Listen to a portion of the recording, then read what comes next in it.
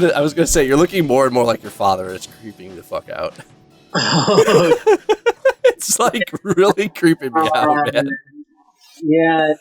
Have you seen the pictures of Donnie comparing him and myself as babies? Yes, I saw that. Like your son's taking over your spot prior, and now you're taking over your dad's spot. Is that the transition that we're looking at here?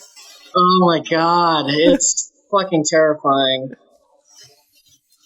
But yeah, so that's where we're at. That's where we're at. Okay. Oh yeah, this is the first time you two are meeting. I tried to do one with Cassidy before, but I fucked up my audio settings, so you couldn't hear me talk. But so it sounds like a winner, man. Sounds like a winner. Where are you guys trying out on Sunday? it was not this past Sunday, but the one before that we did it. Yeah. Okay. It was I think it was before the debate, before the first presidential debate. So yeah, we were still talking a lot about Louisville back then. What the hell happened to Louisville? Have either of you heard anything out of that city for the past 2 weeks? So what I heard recently is that I guess one member of the grand jury basically was like, yeah, we only heard talks about the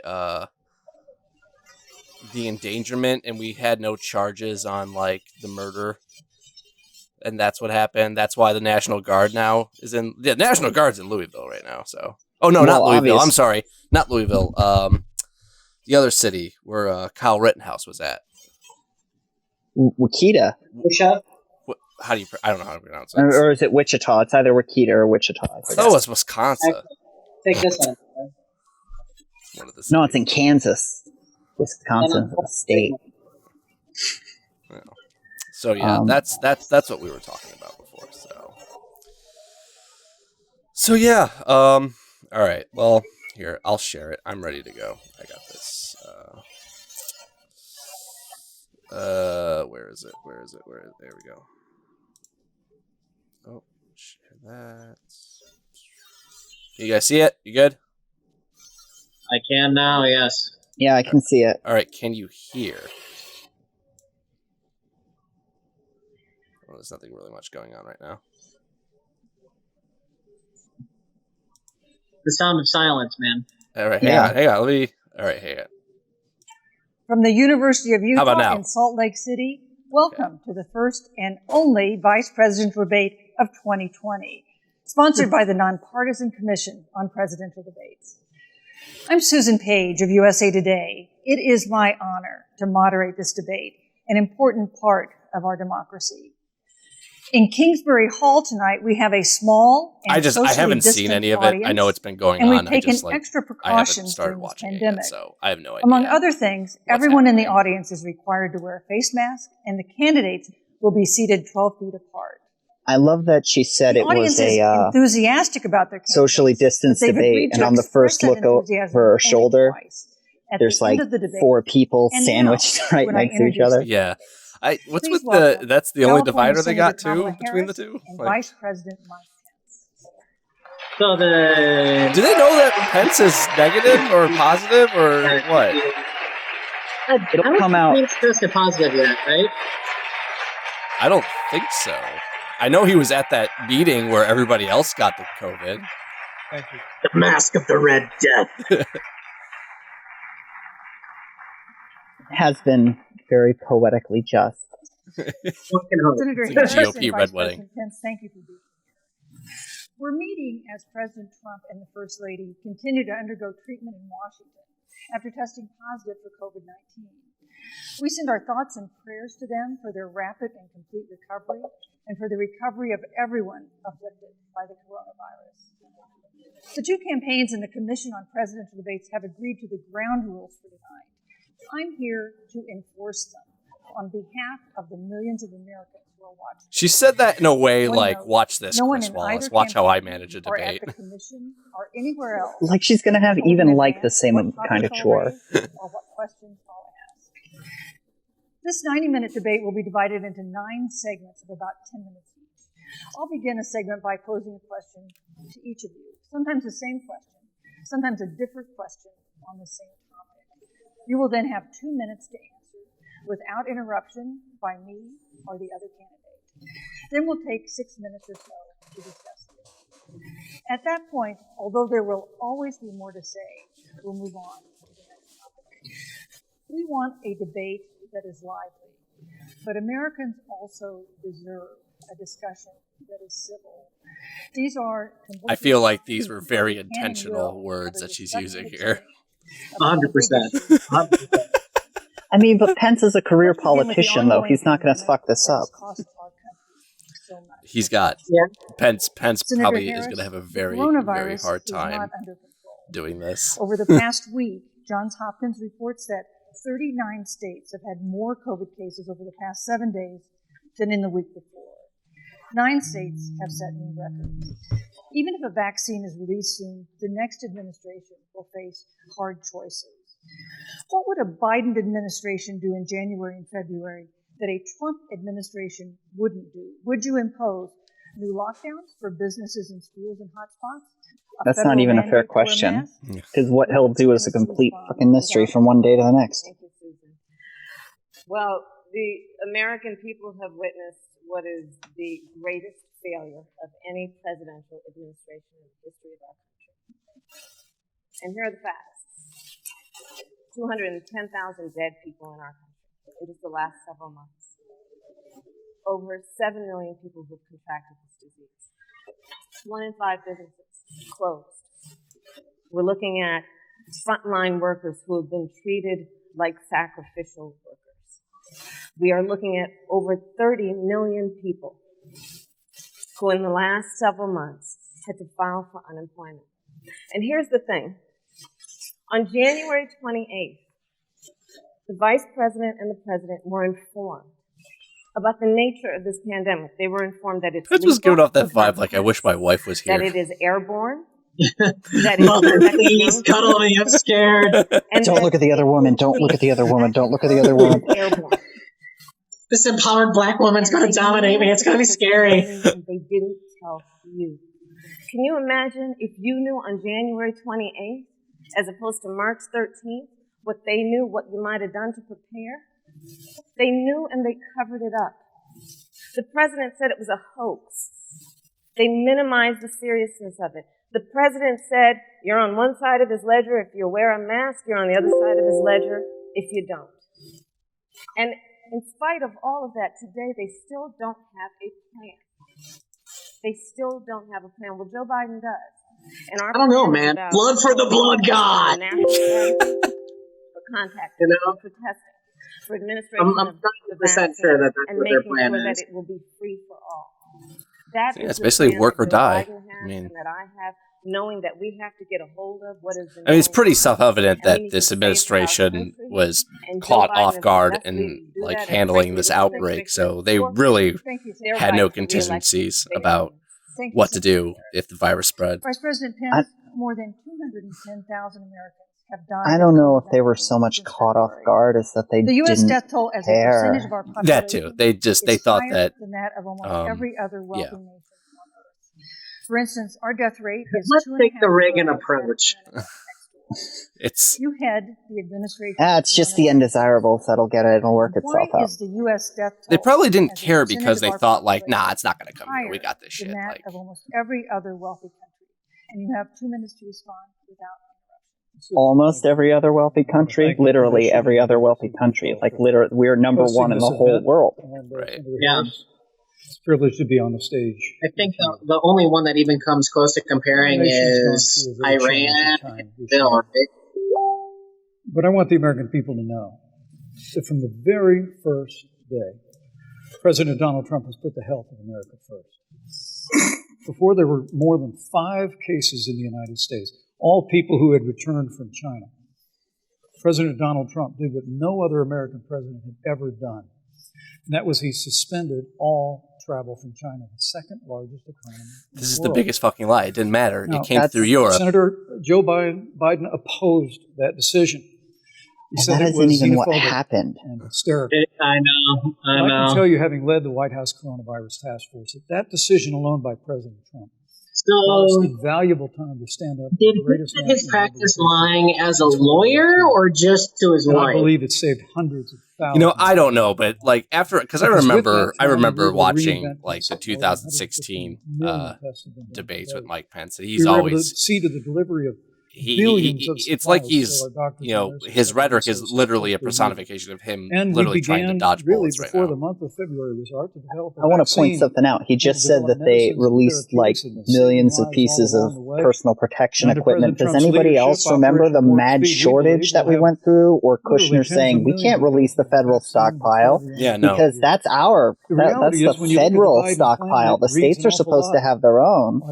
Or the fact that what other stockpiles that they did have they sent out. When I look at their plan that talks about there's this one story about this one company that had these masks. Like, I got these masks. I'm going to sell them out elsewhere if you guys. If the federal government doesn't need them. The Trump administration was like, no, we don't need them. I think the American people know that this is a president who has put the health of America first, and the American people. All I can say is nurses were wrapping themselves up in garbage bags and in healthcare clinics all over the country. They're like, you really need to use masks and make your own because we don't have enough. Clearly, it hasn't worked.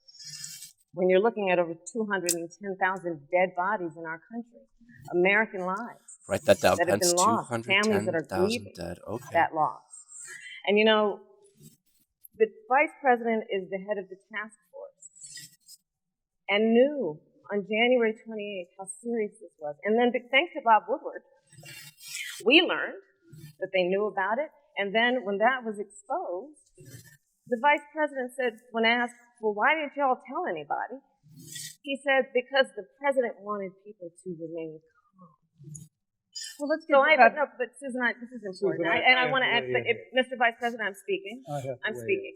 Yep, you can have 15 more seconds, and then we'll give the Vice President a chance. So I want to ask the American people, how calm were you when you were panicked about where you're going to get your next roll of toilet paper?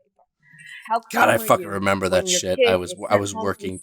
Everybody thought they were going to like either shit themselves or they wanted to be embalmed as a mummy if they died from COVID. That was ridiculous. Let's give Vice President Pence a chance to respond. Vice President Pence, you have 1 minute to respond. You know, there's not a day gone by that I haven't thought of every American family that's lost a loved one. There hasn't been a day I thought about the toilet paper shortages. And in our prayers.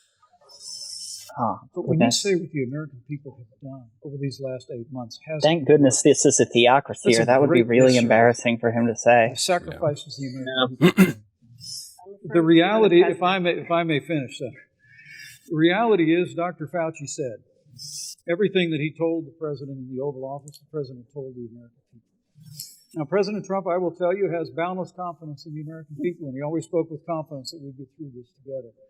But when you say it hasn't worked... Confidence like, it'll go away by summer, and it won't be there anymore. Like a miracle. It is what it is. It'll be gone before Easter. Of shutting down roughly half of the American economy, that we could lose 2.2 million Americans. That's the reality. Thank you. They also said to us, if we did everything right, Susan, we could still lose more than 200,000 Americans. Now, one life lost is too many, Susan. But the American people, I believe, deserve credit for the sacrifices that they have made, putting the health of their family, their neighbors first, our doctors, our nurses, our first... Thank you, Their bosses. And I'm going to speak their bosses first. I love the look on her face with that. No social distancing, few masks, and now a cluster of coronavirus cases among those who were there. How can you expect Americans to follow the administration's safety guidelines to protect themselves from COVID when you at the White House have not been doing so? Well, the American people... That would have felt like an snap in the Bush era, but hypocrisy being proven is long past. It's almost like people are expecting it now, which is kind of a very cynical approach. Since the inauguration, alternate facts. Okay. And put it into practice. Fake news and alternative facts, in the height of the epidemic, some facts are more factual than other facts. A heartbreaking number of 2,500 Americans a day. We surged resources to New Jersey and New York and New Orleans and Detroit. We told the Americans... No, you fucking didn't, you piece of shit. When the outbreak in the Sun Belt happened this summer, again, Americans stepped forward. But the reality is the work of the President of the United States goes on. Vacancy on the Supreme Court of the United States has come upon us. Where, Mar-a-Lago? Is that where it goes on? But at that, if I may say, that Rose Garden event. No, you may not say. My wife Karen and I were there and honored to be there. Many of the people who were at that event, Susan, actually were tested for coronavirus. And it was an outdoor event. It was an outdoor event. You see the people, the circle that got it. It was like here is President Trump and I literally American people. Like the virus was just hopping from people to people. Health. Joe Biden and Kamala Harris consistently talk about mandates, and not just mandates with the coronavirus, but a government takeover of health care. Thank you. Green New Deal. She's a socialist. All government control. We're about freedom and respecting the freedom of the American people. RoboCop Kamala's going to fuck me up on the government dollar. You respect the American people when you tell them the truth. You respect the American people when you have the courage to be a leader speaking of those things that you may not want people to hear, but they need to hear so they can protect themselves. But this administration stood on information that if you had as a parent, if you had as a worker knowing you didn't have enough money saved up, and now you're standing in a food line because of the ineptitude of an administration that was unwilling to speak the truth to the American people.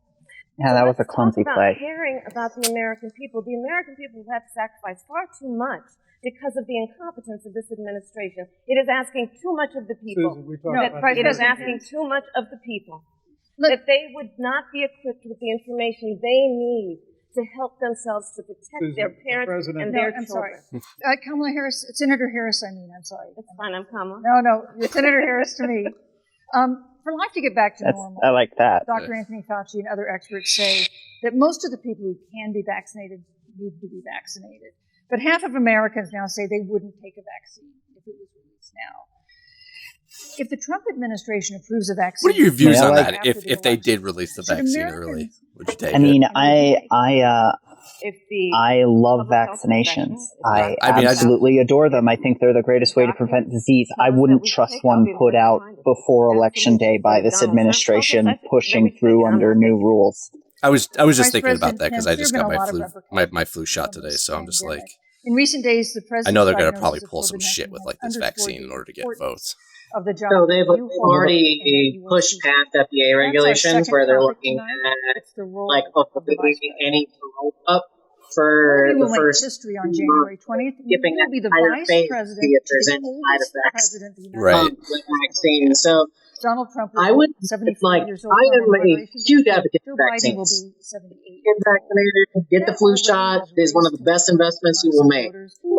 Yes, no, it is. You skip past some of the critical safety measures and I get a little Have you had a conversation? Well, you don't have an assurance then that it's going to work, and then you get people, getting shots thinking that they're okay now, and then but they're not, and it's like that's just only going to cause problems. And if not, do you think you should? You have 2 minutes without interruption. Oh, wait a second. Safeguards about that's a dig at something that broke last month, where he was sworn in briefly, or not sworn in. He was told he might need to swear in when Donnie went to the hospital. Oh, okay. Or allegedly he was. And the way that he responded sure made it look like he was. He said, I don't recall. You don't not recall something like that when you're the vice president. You're literally, like, 3/4 of your job is sitting on ass waiting for that exact phone call. I would say, like, especially that time when Trump got it, like, it's hard to not imagine that they didn't approach him, or like Pence was readying himself just in case the president croaked. Like, no, I'm talking about way before that. This was when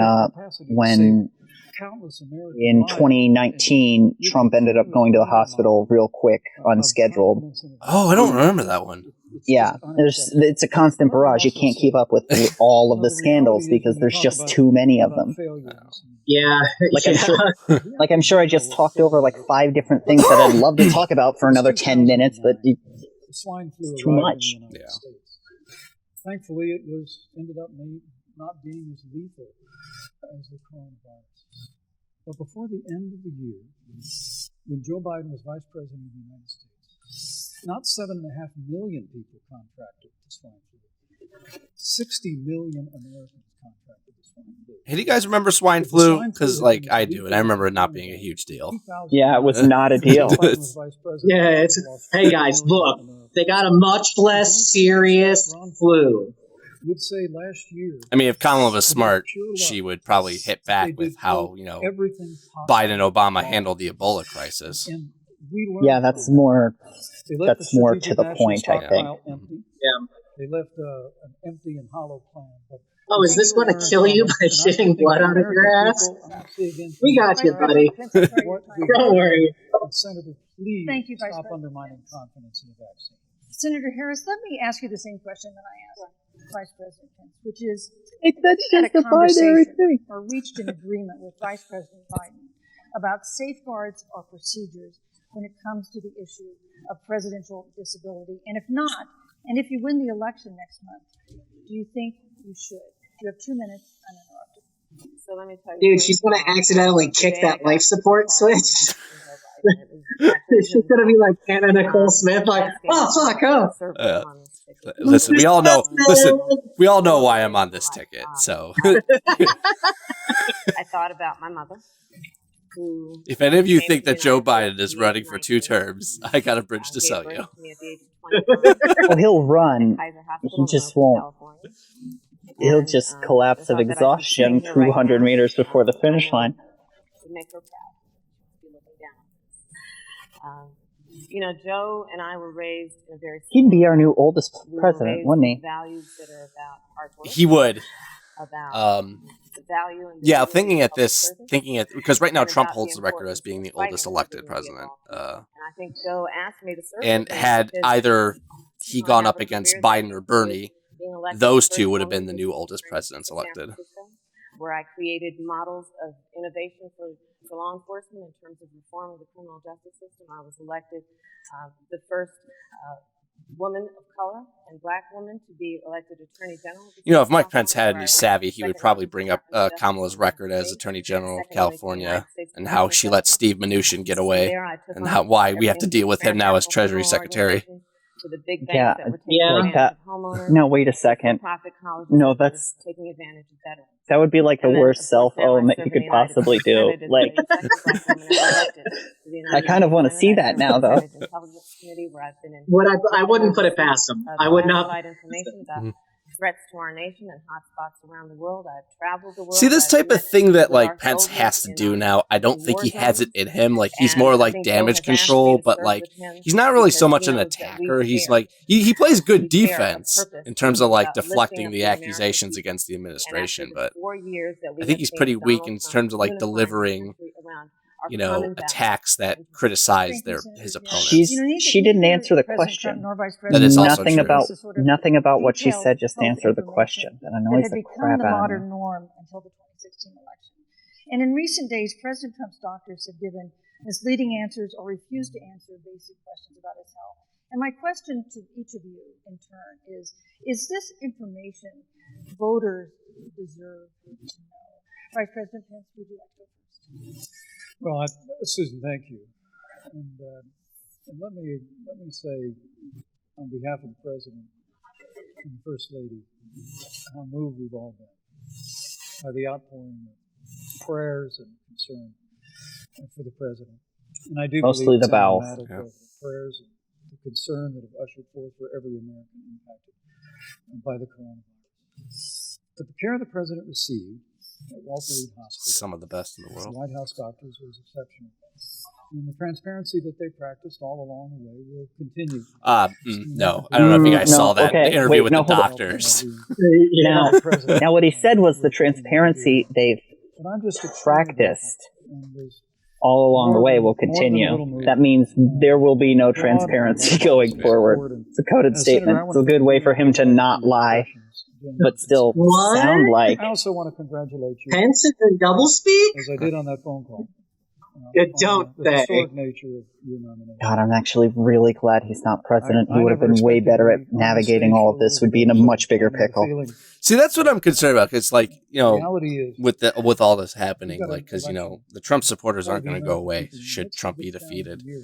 And they're going to The glob stakes on have never to the been next higher. type you. of Thank you. person Choices who have wants never been Trump's harder. legacy, and they're going to be more politically savvy, and they're going to be able to Question I like asked, which is, do voters conceal their have a right intent with to all their know double more speak like detailed Pence is health doing. information about presidential candidates This and makes me especially like about presidents, I don't know. it especially makes I me don't know. concerned. Like I feel like Absolutely, Yeah. and that's why Joe Biden. we has haven't been seen the end so of this, incredibly obviously. transparent, and certainly Trump by is one of the contrast, terminal with symptoms the of president the himself, fascist virus both that in has terms of actually health records, but also legitimately let's look at infected taxes. our zeitgeist in We a now sort of know a way. because of great Like, people are investigative ready for journalism that. that Donald Trump paid $700. Yeah, this That's the election, thing this that's most election is concerning. just this. When Yeah, this I election first is just heard about treating it, the symptom. It's I not curing the literally said, disease "You either. mean I mean, if you want to get medical about it, but $750,000?" And it was like, "No, $750."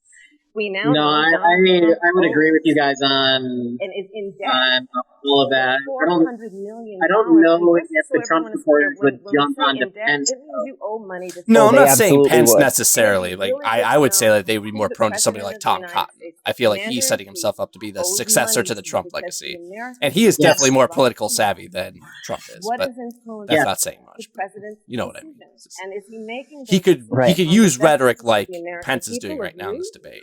or That's his selfish? maybe, but in So, the Susan meanwhile, I don't Gorsuch, think they'll have any trouble glomping because onto it has him. to be Like, sure, across the he's got board. all of Joe the has been incredibly transparent all of the over charisma of a many, wet many paper years. bag, but The one thing we all know about he Joe, still puts walks it the all walk. out there.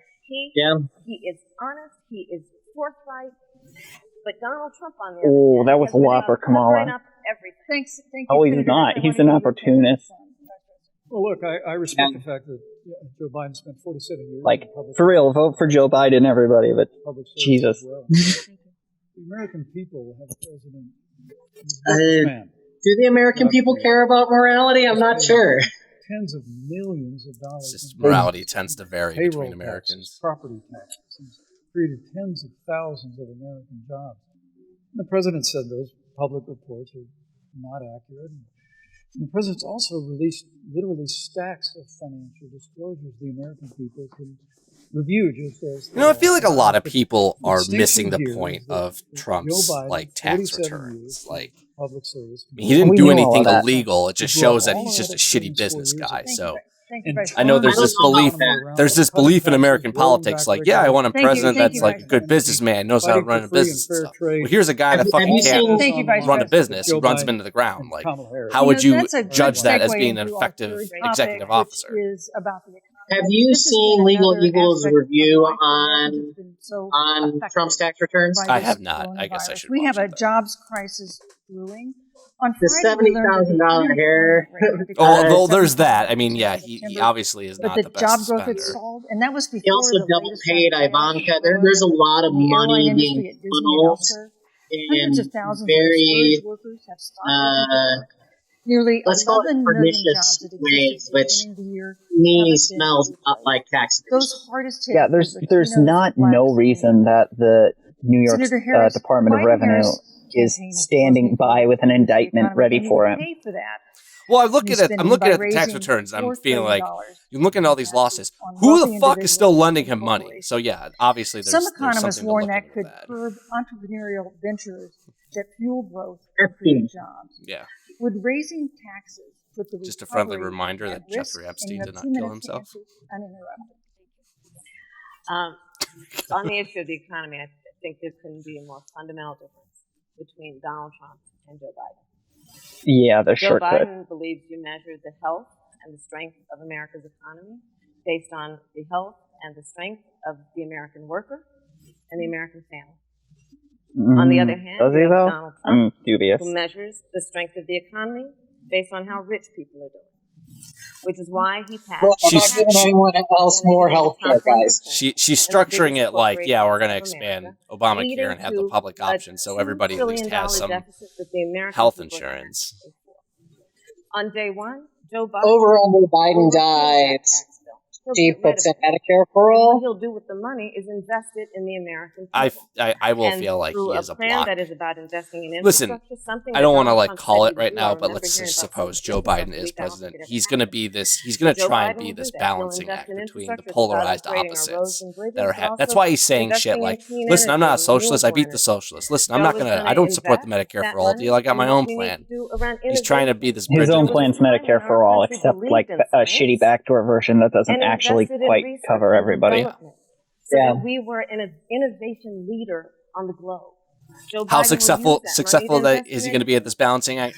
So, for example, for folks who want to go to a 2-year community college, it will be free. If you come from a family that makes less than $125,000, well, I mean, Dixiecrats have a lot of experience being run out on rails, so balancing should be a strong suit. If you have student loan debt, it's cut by $10,000.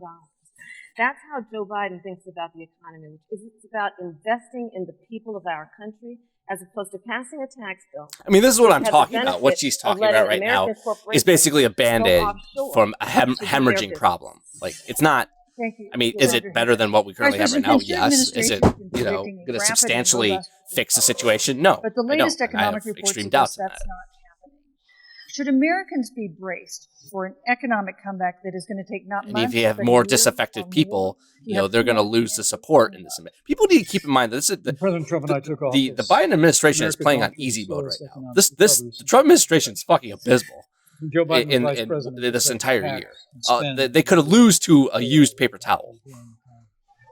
And I think a lot of Democrats need to remember that going in if they take power in 2021. Senator Harris says the average American family of 4 had $2,000 in savings and taxes. And with the rise in wages that occurred, most predominantly for blue-collar, hard-working Americans, the average household... What rise in wages? I didn't get a raise. Y'all get a raise? Following President Trump's tax cuts. No, I actually got a pay decrease for day one. We could actually show that graph that shows like it's really remarkable to think the steady trend of productivity and wages, and all of a sudden we're going through a productivity, wages. A little blip does not make a rise in wages, We had a president who cut taxes. No, you need a trend that's longer than a month. He secured $4 trillion from the Congress of the United States to give direct payments to families. Save 50 million jobs through the Paycheck Protection Program. That's not what that $4 trillion Kamala could really for. shoot back and be like, well, why does the president breaking off COVID really Joe right Biden now? and Kamala Harris want to raise taxes. I'm pretty sure Kamala is ready for some hot fire. $2 trillion Green New Deal, which you were one of the Look at her face like, I'm about to ruin this whole man's career. They want to ban fracking, which would cost hundreds of thousands of American jobs all across the heartland. And Joe Biden wants to go back to the economic... Oh, this human Q-tip is going down. Office, half of our international trade deficit was with China alone. And Joe Biden wants to repeal all of the tariffs that President Trump put into effect to fight for American jobs and American workers. That's not Joe what Biden tariffs do, you jackass. Make no mistake about it. Well, this is the problem. Like, yeah, we have the tariffs, but then we had to bail out the soy farmers because they were affected by the trade war. Opportunity, 4 more years of Well, the thing with the tariffs, in a properly functioning manufacturing-based economy, they sort of do work, but we don't. No, we're a service economy. Well, I mean, we saw enough of it in last week's debate, but I think this is supposed to be... We don't produce the raw materials that we used to anymore. Joe Biden has been because the American businesses that, like, I would say both these candidates support opted to outsource to China. I'm speaking. Oh, shit. I'm speaking. It'd be important if you said the truth. Joe Biden said twice in the debate last week that he's going to repeal the Trump tax cuts. That was tax cuts that gave the average working family. I have my own views on the Trump tax cuts, but yeah, they're fucking invisible. That is absolutely not true. That's a razor thin. Is he only going to repeal? It was a razor thin drop in the bucket if you don't that mind we got. Me finish, we can then have a conversation. Okay? Please. Okay. Joe Biden will not raise taxes on anyone who makes less than $400,000 a year. He's been very clear. I gotta say, Joe Biden will not end fracking. What was his definition of that? That's his definition of rich people, $400,000 or more. Is the one who was responsible.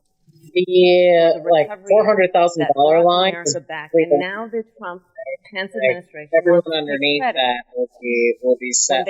When they wrote and that covers the the top 10% as well. For the economy So, like, that they had at the beginning of their term. Of course, now the economy is. If we're thinking about one of the most influential voter blocks, it's that up the middle class in the top 20. Who has the suburban Karens that were disaffected by Trump. That is being compared to the Great Depression. On the one hand, you have Joe Biden, who was responsible with President Barack Obama for the Affordable Care Act, which brought health care to over 20 million Americans and protected people with pre-existing conditions. Yeah, he was so happy about it. He dropped an F-bomb. Do you remember when that was the biggest controversy in politics? Joe Biden on an open mic saying, "This is a big fucking deal." It was that and Obama's tan suit. Those were the days of controversy. You will lose protections. Dijon mustard. And I just this is very important, Susan. Yes, and it's we need to give Vice President. I'd just like he interrupted me, and I'd like to just finish, please. If you have a pre-existing condition, assassin everybody. Heart disease, diabetes, breast cancer, they're coming to you. If you love someone who has a pre-existing condition, thank you, Senator. Yeah, I just want to remind folks that there is still the Trump administration is trying to get rid of the ACA through the courts right now without I hope we plan have a to chance to replace talk it. about health care because Obamacare was a disaster. The American people remember it well. President Trump and I have a plan. Yeah, after the pubs fucking gutted it. Protect pre-existing conditions. I mean, Obamacare is a disaster. You're entitled to your own opinion, but you're not entitled to your own facts. It was an orchestrated disaster, and they have no solution for it. So by saying it's a problem that they have made worse, and pointed and said, "I guarantee." This is hard to defend because, like, but this is the thing with the Republican philosophy on government. What they do is they'll take a government institution that's working just fine. They'll argue that it's broken, and then they'll intentionally break it, and then say, "See, we told you it's broken." It's the cynical ploy, like, we're going to show you that government doesn't work by just smashing everything. Economic surrender. Then we'll privatize it and make a shit ton of money off of it. Economic decline. President Trump and I will keep America growing. The V-shaped recovery that's underway right now will continue with full V-shaped recovery. Thank you very, very much, Vice President. Now, hang on. Again, you provided the perfect. Is he talking about coronavirus cases or something else? Because that's the V-shaped recovery I'm familiar with. Yeah, that's what he's talking about. This year, we've seen record-setting hurricanes in the south. Another one, Hurricane Delta, is now threatening the Gulf. And we have seen record-setting wildfires in the west.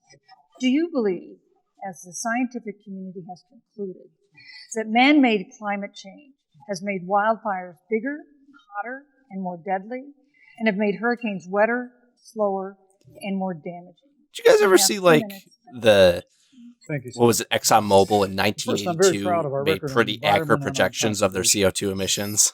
According to all so they knew, like, the problems that it was going to cause, and they spent this entire time downplaying it and, like, spending money on anti-climate change propaganda. If that doesn't make anybody go ape shit, then, like, I feel like all hope is lost. He just said that the water and air was cleaner than it had ever been. Yeah, okay. That is actually true. Is it? But it's not what we're talking about. When you're talking about air and water being clean, I did environmental canvassing when I was younger. When you're talking about air and water being clean, you're talking about noxious contaminants like certain kinds of cancer-causing chemicals, lead contamination, heavy metal waste, stuff like that. All that stuff is legitimately down. But the CO2 emissions, that thing that won't affect us until it gets to like 2% of the atmosphere or more, is constantly rising. And that's the thing that's the real killer with climate change. Because they can say over and over again, oh, our climate is really clean, everything's fine. But it doesn't matter how clean it is by that definition if the CO2 emissions are still going up. I've heard crackpots actually like being paid by like the energy industry, like no, more CO2 is good because that's food for the plants that give us oxygen. Yeah, they can't use it though unless they also have more light, and the light's finite, so you're dumb. We're actually steering toward a strong. I do know that Lake Erie is not is not cleaner than any climate has ever been. No, it's been. Oh, that's probably true. It's been Shipping has shanked been right blowing now. up. It's been shanked right now in terms of like the EP, especially under the Trump administration. The EPA has not done National Oceanic anything really to help Lake Erie.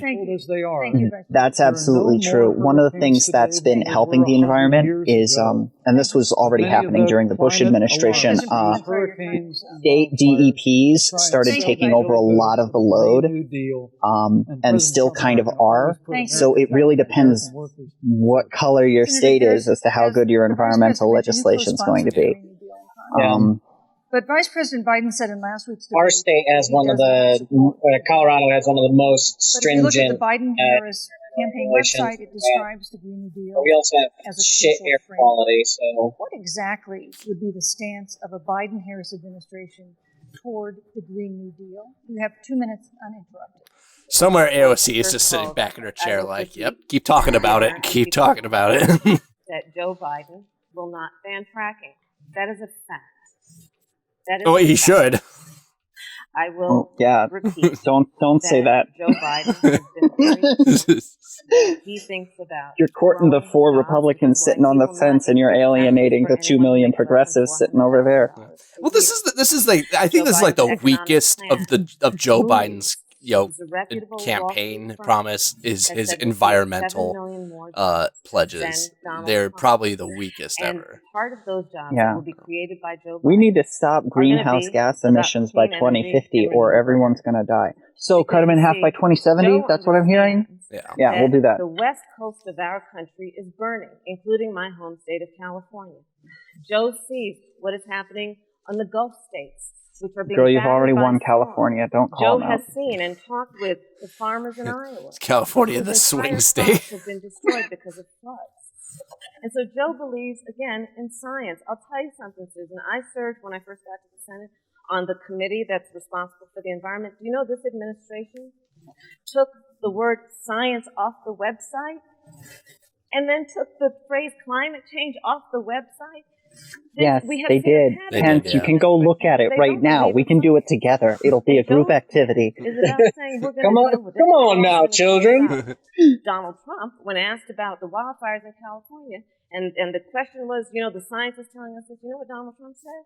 Science doesn't know. So I thought he was going to do the raking comment. He said the raking comment in the last debate, didn't he? Right? On what is an existential threat. I couldn't tell what was said in the last debate. I kind of tuned it out and turned it into a debate between me and my friends. Kind of like what we're doing now, but like even more intense. Net zero emissions by 2050, carbon neutral by 2035. Joe has a plan. This has been a lot of talk. It's just again, like I have to push back on this. Like it's not enough. Like this is really not. Agreement with pride. And I know it has to do with the energy industry backing Joe Biden. Is an existential threat. My hope is that it starts the pendulum swinging towards the left. No one could hope. As I said, Susan, the climate is changing. We'll follow the camera here first. So.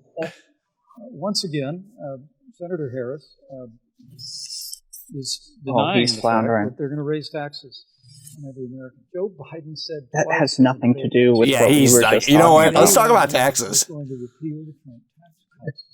Those tax cuts delivered $2,000 in tax relief to the average family of 4 across America. That's weak. At least tell lies. Goodness. Look at the record. If you yourself said a lie, it's easier to believe it. You were the first Senate co-sponsor of the Green New Deal. And while Joe Biden denied the Green New Deal, Susan, thank you for pointing out, the Green New Deal is on their campaign website. And as USA Today said, it's essentially the same plan as you co-sponsored with AOC when she submitted. Just embrace it, Kamala. It's the future. Good. I heard the senator say that she's going to resubmit America to the Paris Climate Accord. Look, the American people have always cherished our good idea. We continue to cherish it. We've made great progress reducing CO2 emissions. Important to note, the biggest industrial states are still independently in the Paris Climate Accord. Yeah, didn't they individually just say, yeah, we'll join it? Yeah. It was an unprecedented move in international politics for state governors to approach the Paris panel and be like, hey, so we still want to play. jobs. President Trump. Thank you. We don't want the world to catch on fire just a little bit more than Trump. Environment and follow the same. Thank But, you. on the issue of jobs, Senator Harris. let's talk about that. The vice president earlier referred to, as part of what he thinks is an accomplishment, the president's trade war with China. He lost that trade war.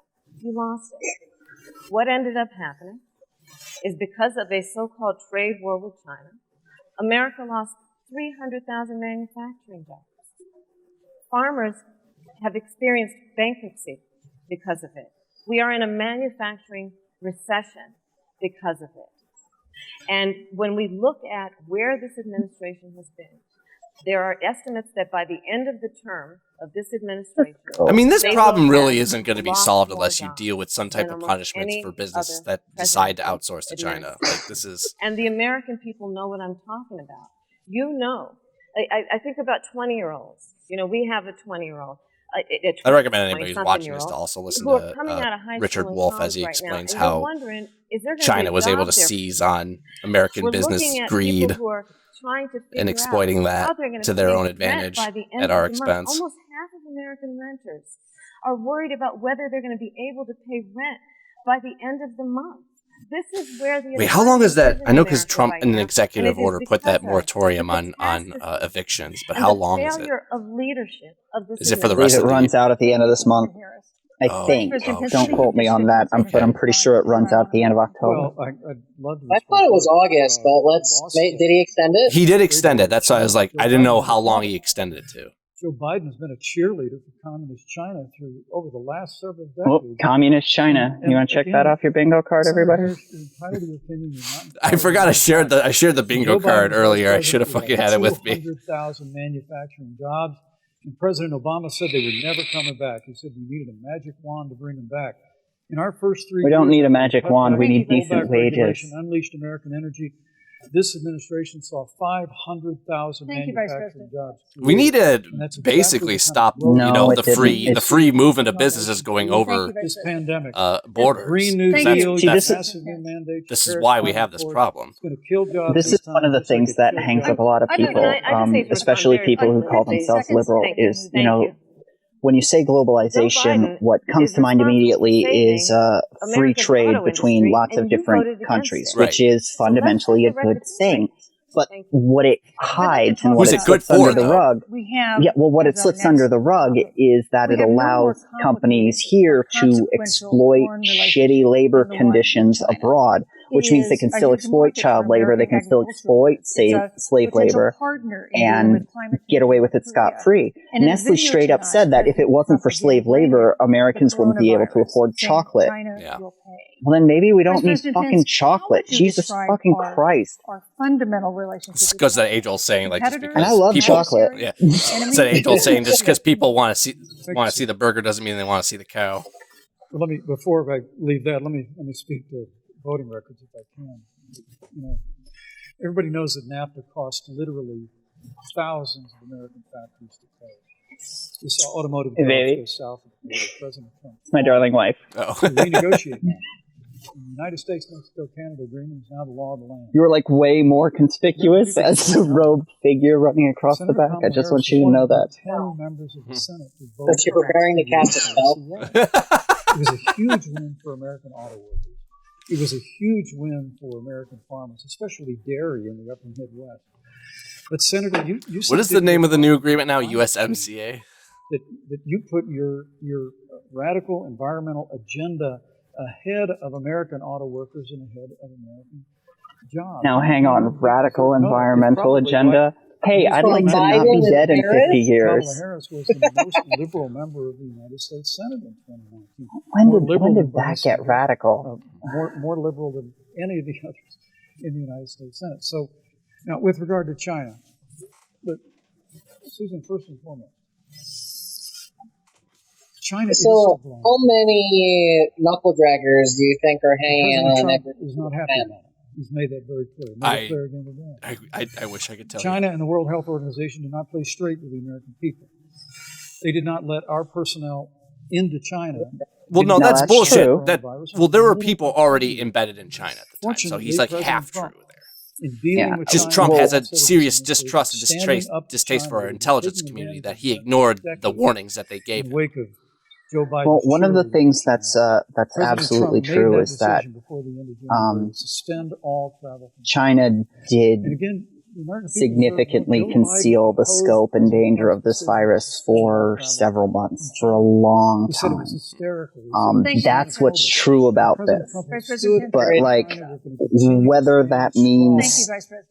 We want to you know, improve because the what he's relationship with tugging on level here playing is field. the, We're going to you know, hold China conspiracy accountable theory for what that they did to China America did this with to the us Trump. intentionally, This which is why we isn't call it true. this is why we call it the Ask you China same virus. question that I asked the Vice President. Like it's a How deliberate would you bioweapon, describe basically. our That's fundamental more fringe. relationship with That's China? Are for the we QAnon competitors, people. Did you see Yeah, that QAnon. Xi Jinping called it the White House virus? Susan, the Oh, Winnie. Trump administration's perspective and approach to China has resulted in the loss of American lives, American jobs, and America's standing. Absolutely has. There's China's a weird taken over a lot of the obsession spotlight. that President Trump has had with getting rid of whatever accomplishment. Like neither of these achieved by administrations are President really going to Obama address and Vice the hemorrhaging situation with our trade For relationship example, with China. They created within the White House It's way too an late. It's way office past that that because basically was responsible for the past monitoring 20, 30 human years in the rights. past, American businesses got have away- decided they to put got rid of profits it. over American people There by outsourcing was to China. a And now team we're of finally disease reaping what experts the consequences that of that. President Obama And here's and how Vice short President Biden the dispatched historical to memory is. China 20, 30 years doesn't even to begin to monitor cover it. No, no. That was a Yeah. way longer standing pattern than that. They pulled them out. Yeah. It's been going that We way now are looking newly again since the 70s. 210,000 I was going to say it but- probably started in the 70s. Let's look at The neoliberal wave, yeah. Stephen Brill does Trade- Yeah, under awesome. Carter, yeah. the trade war, they wanted to call it. It only was resulted in exacerbated the under loss of Reagan. over 300 And then you had the third way with and a manufacturing Clinton. And the Now American hang on, consumer paying she just thousands of missed a dollars more number. for goods Over because of 300 that manufacturing jobs. war, 300,000. that they call it. Yeah, it's probably And what let's she talk meant. about standing. Pew, a reputable research firm, has done an analysis that shows that leaders of all of our formerly allied countries have now decided that they hold in greater esteem and respect Xi Jinping, the head of the Chinese Communist Party, than they do Donald Trump, the president of the United that's a States, low bar, the though. commander-in-chief I mean, of the you could United probably- States. This is where we are It's an today. important one, though, man. Of a Very failure important of one, leaders especially like considering their human rights record. It's terrible. There's Harris, literally we've seen Muslim changes concentration in camps the- over there right in the now. role of the United If States the rest of the world is globally trusting China more than over the us, past something Oh God! has gone Don't get me awry. started on First that times shit do because I've change. argued with tankies about that and Yeah, Tibet, and I'm I like, know, man. It's pissed off the entire tanky community. They're coming. God. We've seen strains with our traditional allies. And You know, tankies you can just come did. at You me in got the comments. I don't tankies. give You a got fuck. tankies like typing in the comments now. Good. Be furious. So, Tell me all the ways that Joe, authoritarianism is the I love answer. talking to Joe about a lot of these. It's not Look real good with your authoritarianism. foot It's in your mouth CIA like that. propaganda. Quite well. He says, See, foreign policy really and what they racism want is really Daddy related. Winnie to shock them when they spend too long on the toilet. And so we know this in our personal and professional relationships. You got to keep your word to your friends. You got to be loyal to your friends. People who stood with you, you got to stand with them. You got to know who your adversaries are and keep them in check. Kamala sounds like a But mob what we've boss. seen with Donald Trump is that he has betrayed Is there a difference our between that friends and a cop? I don't know. and embraced dictators around the world. Let's take, for example, Russia. So, Russia, I serve on the Intelligence Committee of the United States Senate.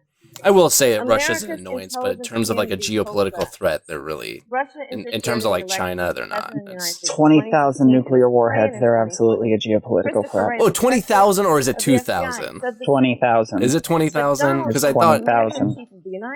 Well, what I mean. Okay, no, maybe it's not 20,000. I was It might gonna be say, like that's- 10, but they have more than we do at this point, almost double our stockpile. What I mean by that, though, is not in terms of like trying to amass global hegemony. You know, that China would more likely do that than Russia. Which now has put us in a Russia right now is struggling just to where maintain we are stuff in their less own back safe door. because they are building And that's up why you have situations what right now might in end up Ukraine and being a Belarus. significant nuclear But I would put it this way, man. Like, Putin knows what the fuck he is doing. Iran nuclear deal with friends, Like, that is true. Putin's an excellent fascist. Like, you gotta admire the guy. Yeah. I mean, he has, like, international big dick energy. So, Susan, it's about relationships. He just goes God forbid that's an They actual have always been official the title strength of for our nation. politics. And Big the dick difference of our energy. great military has been that we keep Yeah. our word. I mean, Donald Trump doesn't understand that. when we're trying to think about the situation, and I mean, his image is mostly crafted, but all politicians are. Yeah. Thank you, Senator Harrison. Vice President Pence, let me give You you have to think about how much of a stranglehold he has on a country that's almost like the United States, that's surrounded by Eastern Bloc countries that want the USSR to come back. They promised to do that, and we did. We stood strong with our allies. But we've Well, they want the USSR to come back. They don't necessarily want to be Putin's puppet. Ever before, thanks to President. Yeah. There's a big difference between the Soviet economy and the oligarchical capitalist structure that's Putin's Russia right now. Against those Okay, I want to throw something out there because I way overestimated Russia's nuclear stockpile. Okay, what was their it? current stockpile is 6,800, and their strategic arsenal, what's ready to roll, is 1,600. So I was way off, and I want to make sure that I fact check myself if I'm. I knew Russia has like a few hundred more nukes than us, but I knew what was it like? We have like. Don't quote me on this. Was like notably America's hearts little close to 6,000, but I knew it wasn't like 60,000. Like I know we have enough nuclear weapons to destroy the world over like 5 times. Two of the ISIS even 60,000 is a bit of an overkill in that regard. So I guess technically right now we have more deployed nuclear warheads at 1,750. We have 5,800 in both usable and not usable. I'm not seeing immediately what we've got. I think they're more. We have less, but I think they're more strategically placed throughout the world, just because through bilateral agreements with allied nations. But when Joe Biden was vice president, I mean, that's always been the case, even throughout the Cold War. When armed forces finally went in, it was clear she'd been moved. Which is why I always find it funny that the Cuban Missile Crisis was such an existential threat when really it was just the Soviet Union like trying to level the playing field. Yeah, literally. Thank you, Vice Look, we destroyed the ISIS caliphate. And you talk about re-entering the Iran. Mike Pence, remember 2016? Remember ISIS? $1 billion to the leading state sponsor. Thank you, Vice of President. Did they destroy the ISIS caliphate? Well, if Kamala was smart, the Kurds and the Turks destroyed the ISIS caliphate. She would bring up the fact angles. that after the withdrawal and the betrayal of the Kurds to the Turks, yeah, that would be a useful ploy to say right now. President Donald Trump will never. Thank you, Vice President. Take action. I would like to give Senator Harris a chance to respond, but not at such great length because, of course, there are other topics we want to talk about. But I would like equal time. Yes. Thank you. Please go ahead. First of all, to the Mueller family, I know about your daughter's case, and I'm so sorry. I'm so sorry. Oh shit! What do we miss? What happened to her is awful, and it should have never happened. And I know Joe feels the same. And I know that President Obama feels the same. But you mentioned Soleimani. Let's start there. So after the strike on Soleimani, there was a counter strike. That was 2018. Oh yeah, of Arizona woman who they suffered serious brain injuries. Yeah, the lady Kayla Mueller. She was killed by ISIS. And this is about a she was from pattern Arizona, where he has referred to our men who are serving in our military as suckers and losers. Donald Trump, who went to Arlington Cemetery and stood above the graves of our fallen heroes and said, what's in it for them? Because, of course, he only thinks about what's in it for him. Let's take what he said about That's kind of a true statement, considering how American soldiers are used for imperialist actions. Donald Trump says he doesn't deserve to be called a hero because he was a prisoner of war. I mean, we got kids now that are serving in Afghanistan where their fathers were serving, so like kind of gives like strange Roman Empire vibes. Like, yeah, I'm going to be stationed in Gaul like with my daddy. that Russia has bounties on the heads of American soldiers. And you know what a bounty is? It's somebody puts a price on your head and they will pay it if you are killed. And Donald Trump had talked at least 6 times to Vladimir Putin and never brought up the subject. Joe Biden would never do that. Thank you. Joe Biden would hold Russia to account for any threats to our nation's security or to our troops who are sacrificing their lives for the sake of our democracy and our safety. Thank you, Senator Harris. This is such an sacrificing their lives for the sake of your wallet. I want to make sure we have a chance. I really have talk to about. respond to that. Look, she has 15 seconds because I know this is international talk right now, but I'm sure nobody's going to talk about the current conflict that's happening right now between Armenia and Azerbaijan. I know Russia is involved in. I'm sorry, Vice President Pence. My son is a captain in the United Yes. States Marine Corps. My son-in-law is deployed in the United States Navy. I can assure all of you, with sons and daughters serving in the military, President Donald Trump not only respects but reveres all of those who serve in our armed forces. And any suggestion... He really loves the generals, too. He calls them his generals. Thank you, Vice President Pence. They're bullshit buttons. The American people deserve to know... Vice President Pence, I did not, excuse me, Susan, the I did American not people create deserve the to know rules for tonight. Joe Biden... Your campaigns agreed to the rules for tonight's debate. Stop it. With the Stop it Commission right on now. President Debates. I'm here to enforce them, which involves moving from one topic to another, giving roughly equal time to both of you, which is what I'm trying very hard to do. Go right ahead. So I want to go ahead and move to the next topic, which is an important one, as the last topic was, and that is the Supreme Court. On Monday, the Senate Judiciary Committee is scheduled to open hearings on Amy Coney Barrett's nomination to the Supreme Court. Senator Harris, Are they even able to hold a quorum with the amount of her confirmation Republican would senators that cement the court is got Yes. COVID? Yes. And Those make it mouth breathers will go likely open to without a mask. abortion, They'll try to even empty to it, overturning the landmark Roe v. or I Wade guess ruling. more so infect Access to everyone. abortion would then be up to the states. Vice President Pence, you're the former governor of Indiana. If Roe v. Wade is overturned, what would you want Indiana to do? Would you want your Oh, don't ask him that. He's going to ban coom his pants. all abortions? You have two Oh. Well, thank you for the question. Mother, I can't believe how many babies I saved. American people deserve to know Qasem Soleimani, the Iranian general, was responsible for the death of hundreds. No, we moved on. Shut your yap. When the opportunity came, we saw him headed to Listen, Baghdad. you wanted to kill Soleimani because you wanted to start a war with Iran. And Qasem Soleimani is gone. Let me You know what, while he's accelerate bullshitting, I gotta the take a piss. apocalypse. I will And Kamala unleash the Harris seven actually fields. criticized the decision to take up. Pause it. Oh my god. Okay. So thoughts right now. How do you feel Pence is holding up? Not well. I wasn't really, again, Pence isn't really so much because like Pence and Trump are very like sort of complement each other because Trump is the one that does all the talking and attacking while Pence is more quiet, reserved, and mostly is designed for the defensive mode here.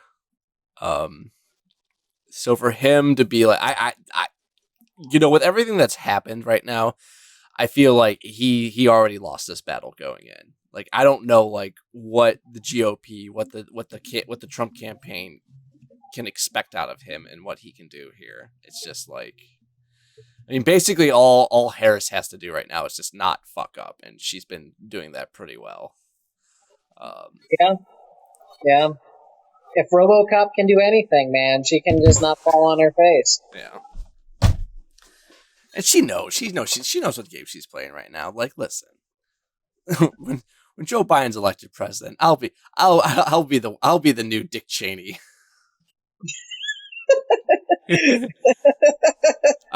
I'm dog whistling all the Republicans that like have that fear of that conspiracy. Yeah.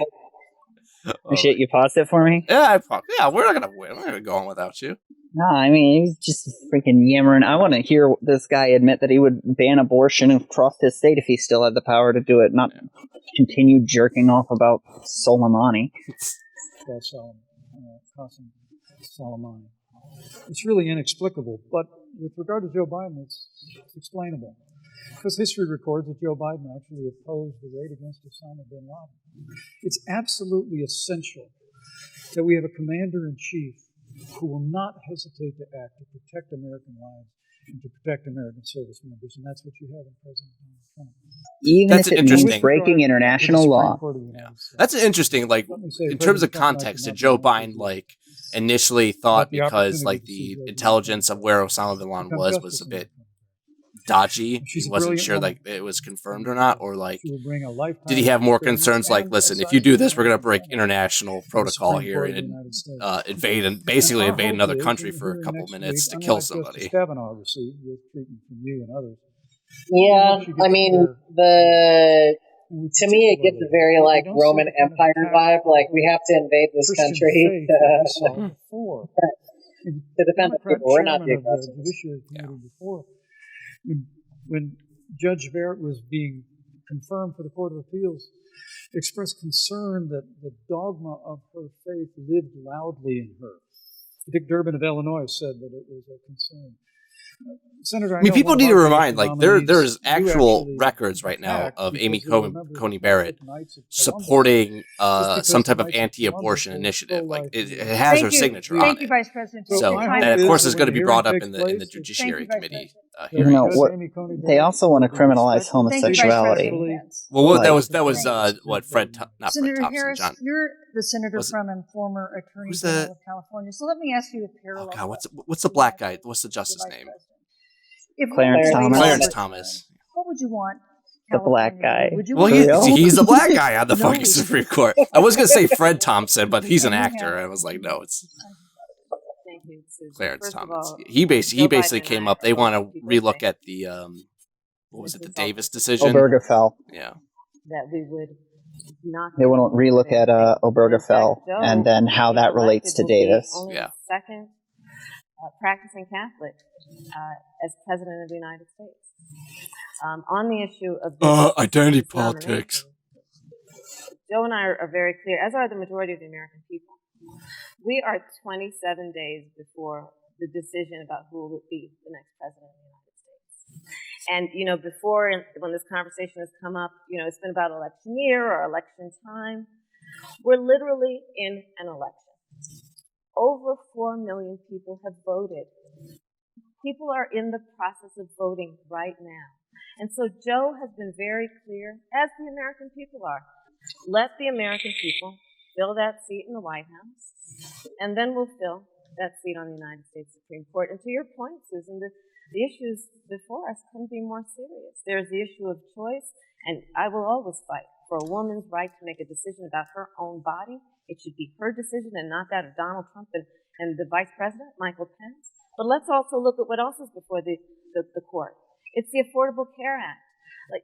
Literally in the midst of a public health pandemic, when over 210,000 people have died and 7 million people probably have what will be in the future considered a pre-existing condition because you contracted the virus. Donald Trump is in court right now trying to get rid of the Affordable Care Act. And I said what's not really talked about are this means people who recover from COVID have no more this protections if they win for people persisting. Yeah, they call them long haulers. You can have fevers for months, I guess. Or they have damaged respiratory problems, or cognitive dysfunctions. Yeah, the central nervous system dysfunction or the peripheral neuropathy. There's a bunch of things that we just do not know. They're trying to get rid of the Affordable Care Act. Joe Biden is saying, let's expand coverage. Let's give you a choice of a public option or private coverage. Let's bring down premiums. Let's lower Medicare eligibility to 60. Thank you, Senator. That's true leadership. You mentioned earlier, Vice President Pence, that the president was committed to maintaining protection for people with pre-existing I'll give conditions. Kamala Harris this. She is a pretty effective orator. That would strike down. She's a good speaker. The president says... She's good on attack. Pence is not. Pence is conditions, but he has not explained how he would do that. And that was one. I think his ability to throw up a defensive wall. Yeah, that's what Pence is good at. He's good at deflecting and being damage control. Job against terrorists, though. He needs to do. This is the thing, though. He needs to do more, especially after what happened with the last debate between Biden and Trump. Like, I couldn't be more he can only proud do to so be much Vice in terms of damage President control right stand now, about and I feel like politics he's and overwhelmed. human life. I'm pro-life. I don't apologize for it. Yeah, we know. And this is another one of those cases where there's such a dramatic contrast. Not pro-life, Joe you're Biden and Kamala pro-birth. Harris support taxpayer funding of abortion all the way up to the moment of birth. That's not even close to true. I mean, isn't it true? Like the tax dollars actually don't go for the abortion services; they go for everything else, like prenatal screening or testing for cervical cancer, stuff like that. Like the abortion is paid for elsewhere. Yeah, that's absolutely correct. The abortion's paid through. Are you and Joe Biden going to? I don't actually know how. Now I want to look that up. I think a lot of it. I think a lot of it has to be provided by the patient, right? Or I could be wrong on that. I'm going to shoot from the hip. I'm going to say it's like fee for service and then donations. Okay. But your party is actually openly advocating. Like they can only do so much with the tax dollars allocated to them, and that's based through the restrictions that conservatives have put on it. If you don't get your way, this is a classic case of if you can't win by the rules, you're going to change the rules. Now you've refused to answer the question. Joe Biden has refused to answer the question. Wait a second. Hang on. Did I just hear a Republican say if you can't change the rules? Win by the rules, change by the rules? By convenience, right? Gerrymandering the party, just disparage changing the rules. I mean, I know that the Biden campaign is like let's do that a little more. Playing away. They don't want to bring up the fact that we'll pack the courts. We'll add 2 more justices to undo the wrongs that were done under the Trump administration. But I know that seems to be a little bit of a hot topic issue at the moment. I think political heroes. But I think that's what they should do if they get power. They should expand the court. It's literally within its power. There's no limit to how many people can sit on the Supreme Court. No. If they're going to pack they can even put term limits then on. let's pack them with decent people. They're not even going to pack them with mad liberals. They're going to pack them with small C conservatives with a respect for the law, which is a damn sight better than what we've got now. But honest aid. Yeah. No, I really think that if the Democrats do take control of the government, that is one of the things they should do is reform the judiciary and get more justices there. And then that person can select who will serve for a lifetime. Or just abolish the Supreme Court. I mean, that's the real book. And so Joe and I are very... I don't even know if I'm in favor of abolishing the Supreme Court. I think that what would probably be better to do is to limit the power that precedent has over legal rulings, and also to limit the terms of the sitting judges to like 10, maybe 20 years. They need to stop They can't do lifetime. Once again, gave a non-answer. Joe Biden gave a non-answer. Trying to answer you the now. American people deserve a straight answer. Pence is getting feisty. If you haven't figured it out yet, the straight answer is they are going to pack the Supreme Court if they somehow win this election. Good. Yeah. I mean, we will say that that's good. Somehow win this election. But the Biden administration, of course, they can't play into that. They gotta be like, no, we won't. Come November the 3rd, re-elect President Donald Trump. He's going to put a dirty communist in there. Yeah, let's talk about packing the court then. Let's talk about the fact. Yeah, I'm about to. So the Trump-Pence administration has been... I see why so many people think she's a bitch. You know, strong women, always. Appointments, the lifetime appointments. You know, federal courts, district courts. I am not pro-Kamala in any senses. I will say she seems like a bad bitch. I mean, even if you look at her record, it's not as bad as people present it. That of the 50 people who President Trump she's not actually Hitler. No, I mean, not one of course. No, but there's a couple of things that she's got to her credit. Since thank you. As a trans woman, since she got out of the court in California, where in some respects her hands were tied, she has seemed to pivot real hard on gay rights and trans rights, in favor of both. So once I found out a lot of that, and I found out that she actually copped to, my record as Attorney General in California includes those things. I made those calls. Those were mistakes. But she owned up to it. Yeah, she did. And that means more than nothing. I mean, I'm not jazzed about it. Far from it. It's raging, but also none of them have been indicted in connection. There seems to be significant enough pivot away from that I'm less concerned about justice it. Done? I would also say that given enough public pressure, I think that she would and her family be okay with more progressive legislation than Biden ever would. Well, she co-signed Bernie's Medicare for All plan, right? If I'm not mistaken. What's going on? Yeah, she's more liberal than She is Biden basically by a lot. She is the DNC establishment's attempts to try and curry favor to the younger leftists. And it brings me to She's actually true center on the global stage. She's like a real centrist. Yeah, witnessed, I'll at least give her that. during which an American man was tortured and killed under the knee. Oh yeah! Breaking news today: Eric Chauvin is released on $1 million bail. And people around our country of every race. So I don't know if of every age. I know where he got that $1 million from, because all those fucking racists that wanted to bail him out donated. But they might want to hire security for that motherfucker too. Yeah, people are going to be angry real quick. And I was a part of those peaceful protests. And I believe strongly that, first of all, we are never going to condone violence, but we always must fight for the values that we hold dear, including the fight to achieve our ideals. And that's why Joe Biden and I have said on this subject, look, and I'm a former career prosecutor. I know what I'm talking about.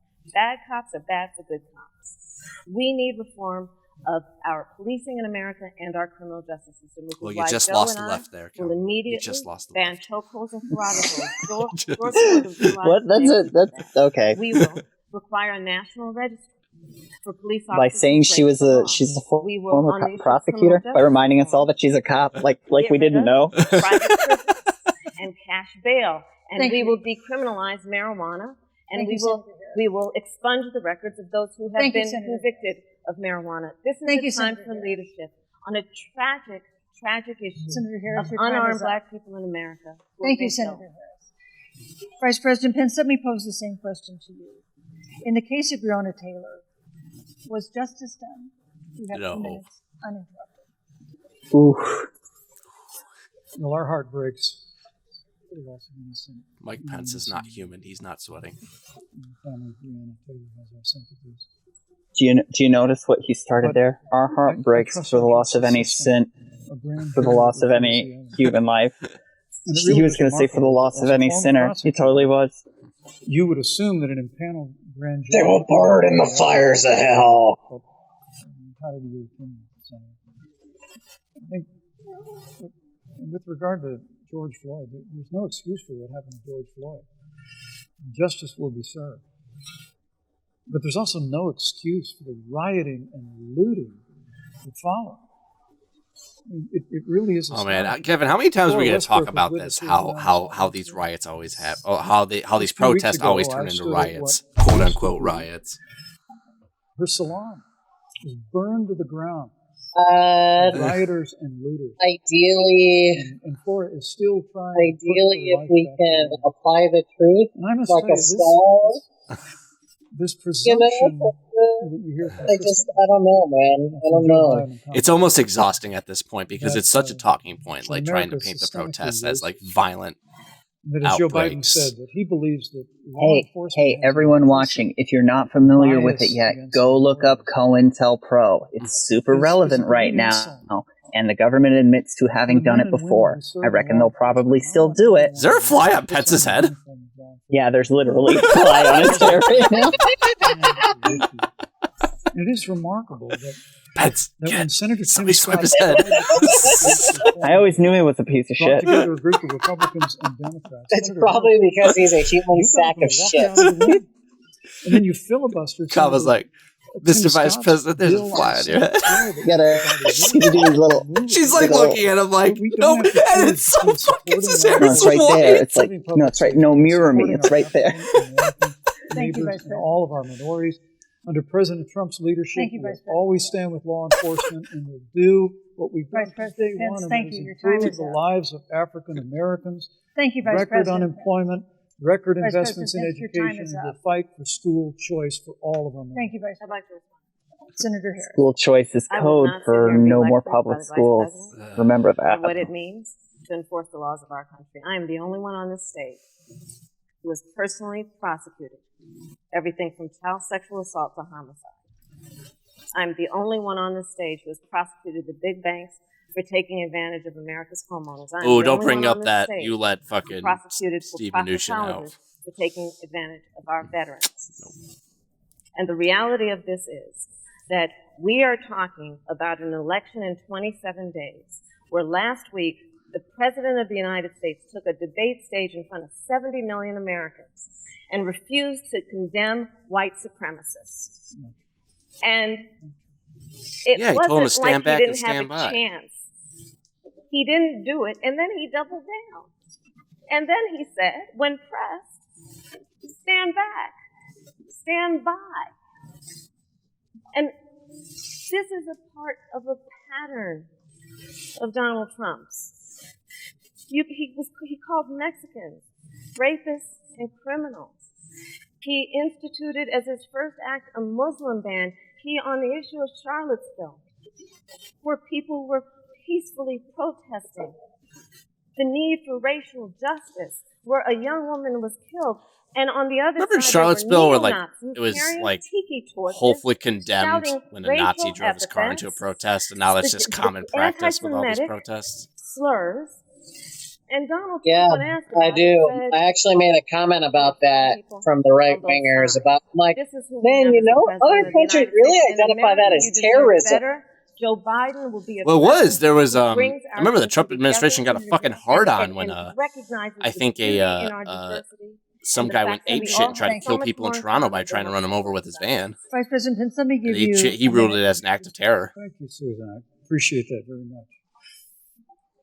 You know, I think this is one of the things that makes people dislike the media so much in this country, Susan. Fake news. That you selectively edit, just like Senator Harris did, comments that President Trump and I and others. I mean, yeah, okay. Like his literal Senator words Harris was, "Yeah, sure, I'll do it." What do you want me to call him? Yeah, who do you want me to call out? The debate over monuments. What do you want me to say? The KKK, neo-Nazis, And then when he actually got the chance, still stand back and stand by. Yeah, Those that things was were still like- said. You can't erase that. That was like literally like a layup shot for him. His daughter and son-in-law are Jewish.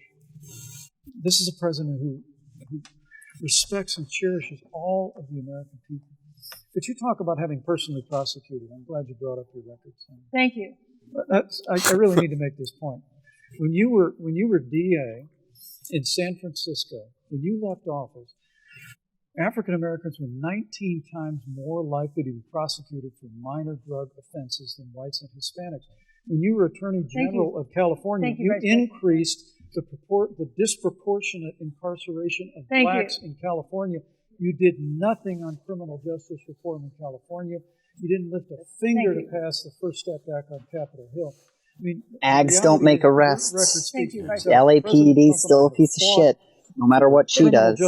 Thank you, Vice President. We fought for educational choice and opportunities for African Americans, all of our Thank you, sir. And we'll do it for 4 months. Thank you. You know, there is no more important issue than the final issue that we're going to talk about tonight, and that is the issue of the election itself. He attacked my record. I would like an opportunity to respond. Let me give you 30 seconds because we're running out of time. I appreciate that. First of all, having served as the Attorney General of the state of California, the work that I did is a model of what our nation needs to do, and we will be able to do under a Joe Biden presidency. Our agenda includes what Sal Codish wants America to be like California. About not only California on chokeholds and throttle holds, Thank you. not only.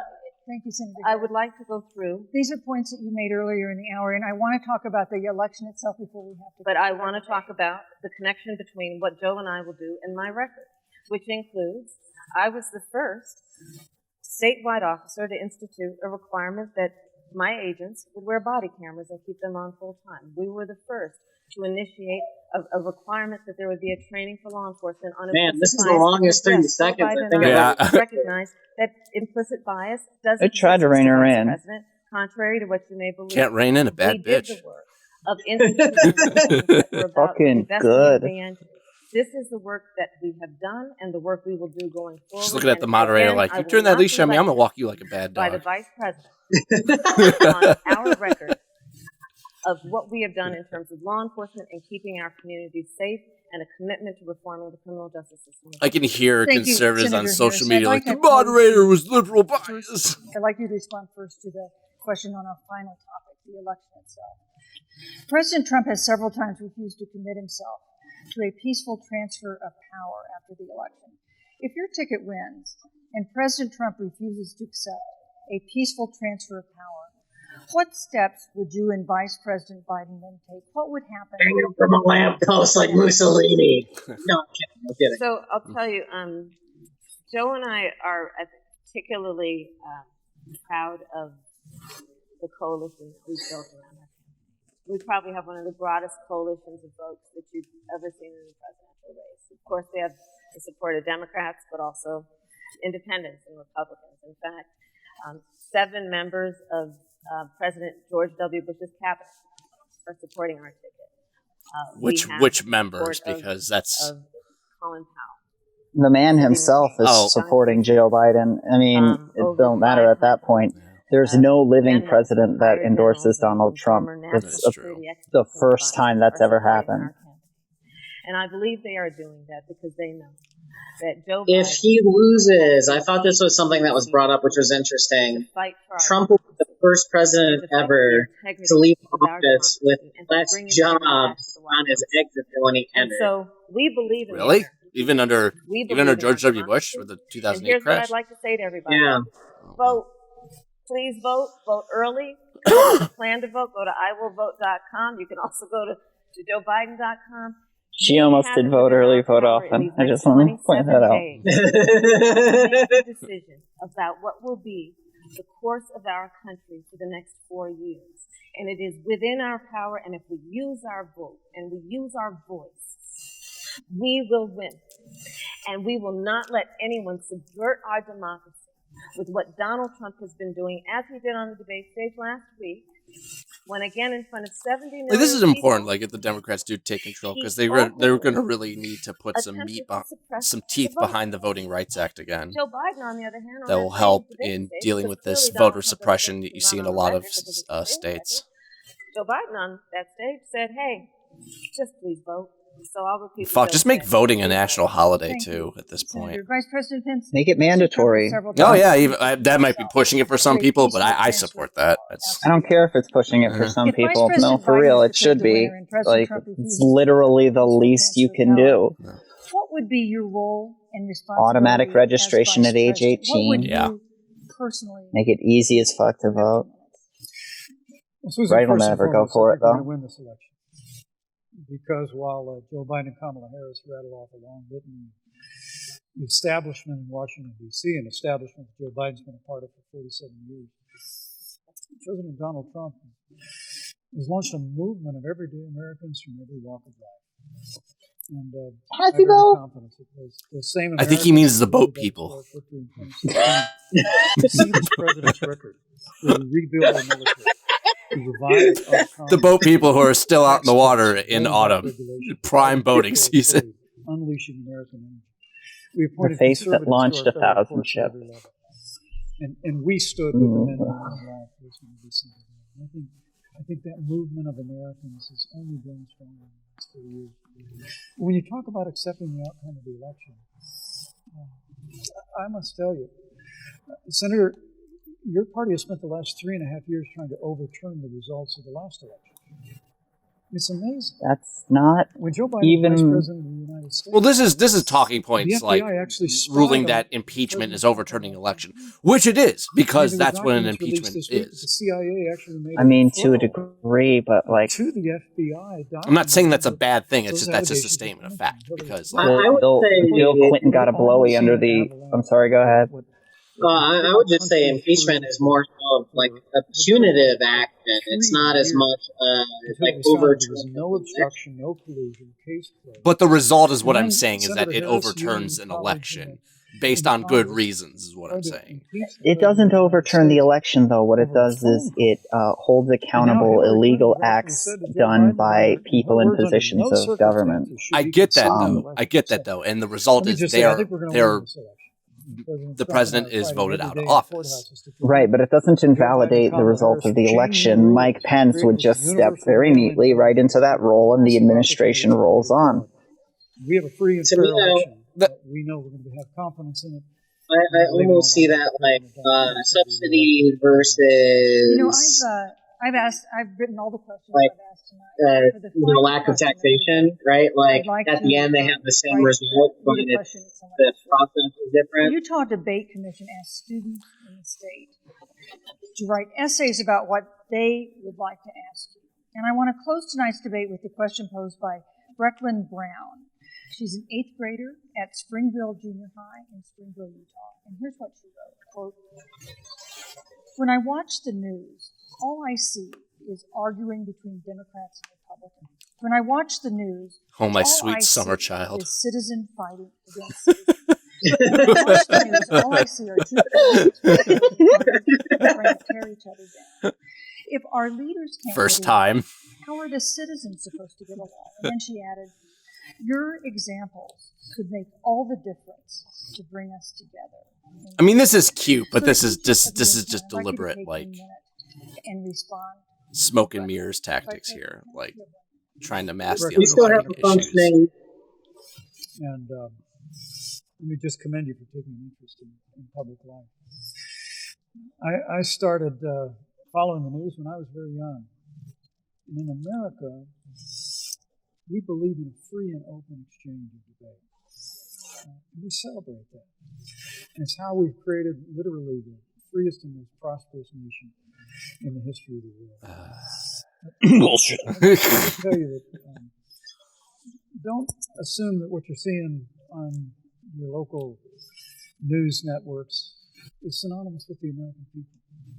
You know, I look at the relationship between Justice Ruth Bader Ginsburg, late Justice who we just lost from the Supreme Court, and the late Justice Antonin Scalia. They were on polar opposites on the Supreme Court of the United States. One very liberal, one very conservative. But what's been learned since her passing is the two of them. Ruth Bader Ginsburg wasn't really that liberal. I mean, here in America, we can disagree. We can debate vigorously. Well, I mean, if the Overton window is so far skewed that you're accepting fascism, I mean, one could say that. I mean, I'm comparing Ruth with like Sotomayor and Hagen, who I think are actually more liberal than Ruth. We work every day to have government as good as our people.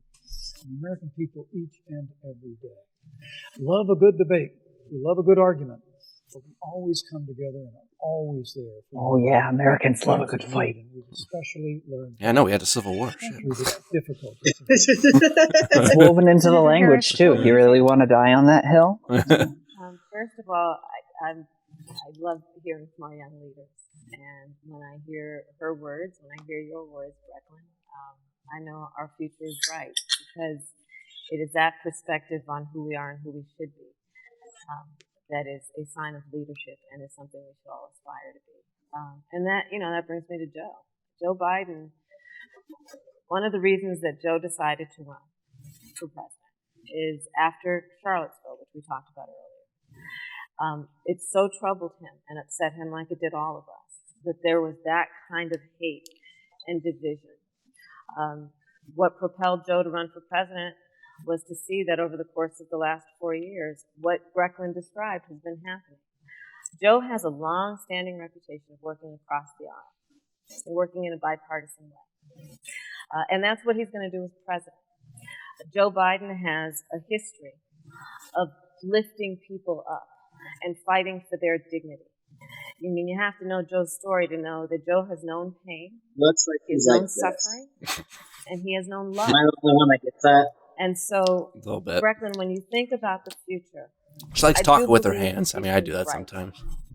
And it will be because of your leadership, and it will be because We fight for each person's voice through their vote, and we get engaged in this election because you have the ability through your work and through eventually your vote to determine the future of our country and what its leadership looks like. Thank you, Senator Harris. Thank you, Vice President Pence. Thank you so much for being with us tonight. We want to thank also the University of Utah for its hospitality. This is it, right? And most of all, our thanks to all the Americans who watched this debate tonight. Again, our best wishes for a quick recovery to President Trump, the First Lady. He's already acting like he doesn't have it anymore. The second presidential debate is next week on October 15th. Yeah, they're still trying to do that. Debate in Miami. We hope you'll join us then. Good evening. I would not be surprised if the Biden camp was like, yeah. Yo, do it over Zoom. For real. Like, no joke. Do the presidential debate over Zoom. Might as well. I mean, I don't think, if I were Biden, I'd be like, I'm not getting on stage with you. I don't even think Trump should do it. Yeah. Fucking, okay. So, yeah, thoughts, concerns? I think Biden stinks like shit, and that's why that fly was always around him. You mean Pence? You mean Pence? Or Pence, yes. I mean, there might be some, there might be some truth, but yeah. But yeah, I don't think. Again, I was saying this earlier, but I don't think that Pence could only do so much in terms of damage control. I don't. He's out of his league right now. And Kamala, of course, all she had to do was just be aggressive, and I saw her do that. So, and this is the only vice president debate, so the rest is on Trump. And I think the format for the next debate is supposed to be like the town hall where they're like kind of walking around. Oh, hell no. If that's the case, if I was Joe Biden, like, no, stay the fuck away from me. I saw how you were like stalking Hillary in the last debate, like walking behind her ass. That's going to be interesting. I'll be curious if that happens. But I don't know. We'll see. Like, I don't even think they should have a debate. Like, you know, if the Biden campaign was smart, they'd be like, I'm not having any more debates. We're good. Do you guys know if Biden, because I thought he pulled ahead in the polls because of the last. He has, yeah. I think it is I think I remember what. I'm trying to remember this. Last I heard was 16 points. 16 points. I was going to say, yeah. I think that was by CNN.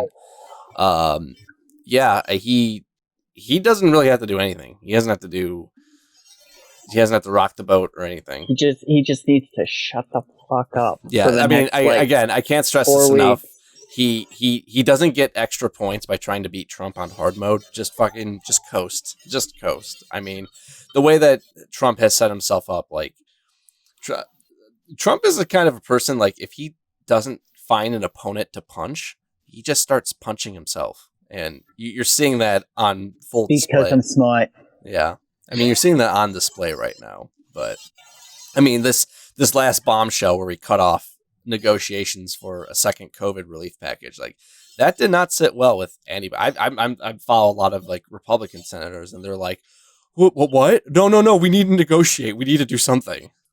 So, he's desperate. And, is there, because obviously, right, like, the emails along with Comey was kind of the October surprise that tipped the scales in Trump's favor. So, yeah, the October surprise was basically like what the Access Hollywood tape was, like, immediate explosion, and then it fizzled to nothing. Meanwhile, the Podesta emails were like a slow trickle that built up throughout the month. And then, yeah, the Comey announcement really affected them. I don't really see like any type of like surprise criminal investigation for Joe Biden. Like, I just don't see that happening. Are they going to push something with this kid? No, because the Senate Intel Committee closed on the Burisma affair, and they're like, yeah, there's nothing involved here. It kind of slipped under the radar with the news, but I mean, they concluded that there was nothing that, I mean, there was Hunter Biden did stuff that was probably unethical, but nothing illegal. Basically, yeah, it's just your normal fucking crony capitalism shit. There's nothing legally untoward there. I mean, there's plenty of regular old capitalist bullshit that happened, but here's the situation right now, because Biden, he's in a position where it doesn't matter it doesn't matter in terms of like, he doesn't need like swing voters because he's got enough. So the Trump campaign needs to not only get all the swing voters, but get people who are now voting for Biden back. That's how bad the stakes are right now for him. So like, I mean, like, yes, I know it's ominous, like 2016, like, is in the background. I understand it's a surprise, but like, it's also not the same. So yeah, talking about this this election though, as though it's a sure thing. I was speaking about this with my family earlier tonight, and somebody, I forget exactly who, might have been my wife, brought up an important point. Nobody fails to show up because they think victory is a sure thing, like a Democrat. Oh. Like, well, that's what did it for Hillary. There were people, right? I know that there were people that were like, a lot of people that were like, yeah, she's gonna win. Listen, I don't need to show up. It was like, listen, I fucking hate Trump, and I got my misgivings about Hillary Clinton, and I'm looking at these polls. She's got this. I'm gonna sit home. Little did they know that millions of other Americans had that same mentality, and they stayed home. And that was like the perfect concoction for what happened afterwards. So, but no, I feel like a lot of people are not fucking around at this point. Like, after they've seen the catastrophe of years. Yeah, well, they've seen that, and like, I mean, there's still like the media recently resurrected Ken Boone. Do you guys remember Ken Boone? He was the guy with the red sweater, the mustache, the undecided voter. Like, I don't know. I represent the undecided swing vote. He's still, for some reason, undecided. But the number of undecided people, I think, are a lot smaller this election cycle than they were 2016. I think because me and Kevin and I have talked about this. This election is a referendum on Trump. So people are voting not because they necessarily really like Joe Biden. They just want to get Trump out of office. I mean, that's what Kamala said. Like, their campaign has this big coalition because it's an anti-Trump coalition. I mean, it'll dissipate after Trump is gone. That threat's gone, but for now, it's pretty useful in getting them in office. It shows that 2016 it was more about people hating Hillary Clinton than people ever having any affection for Donald Trump. And this election is going to be people having more hatred for Donald Trump than any affection for Joe Biden.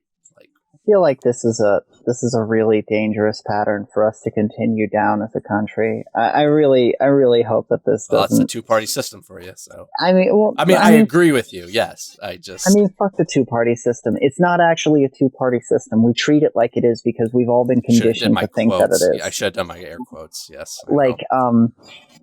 Okay, so for this one, I agree that the right strategic move would probably be to keep the coalition together and vote for Joe Biden.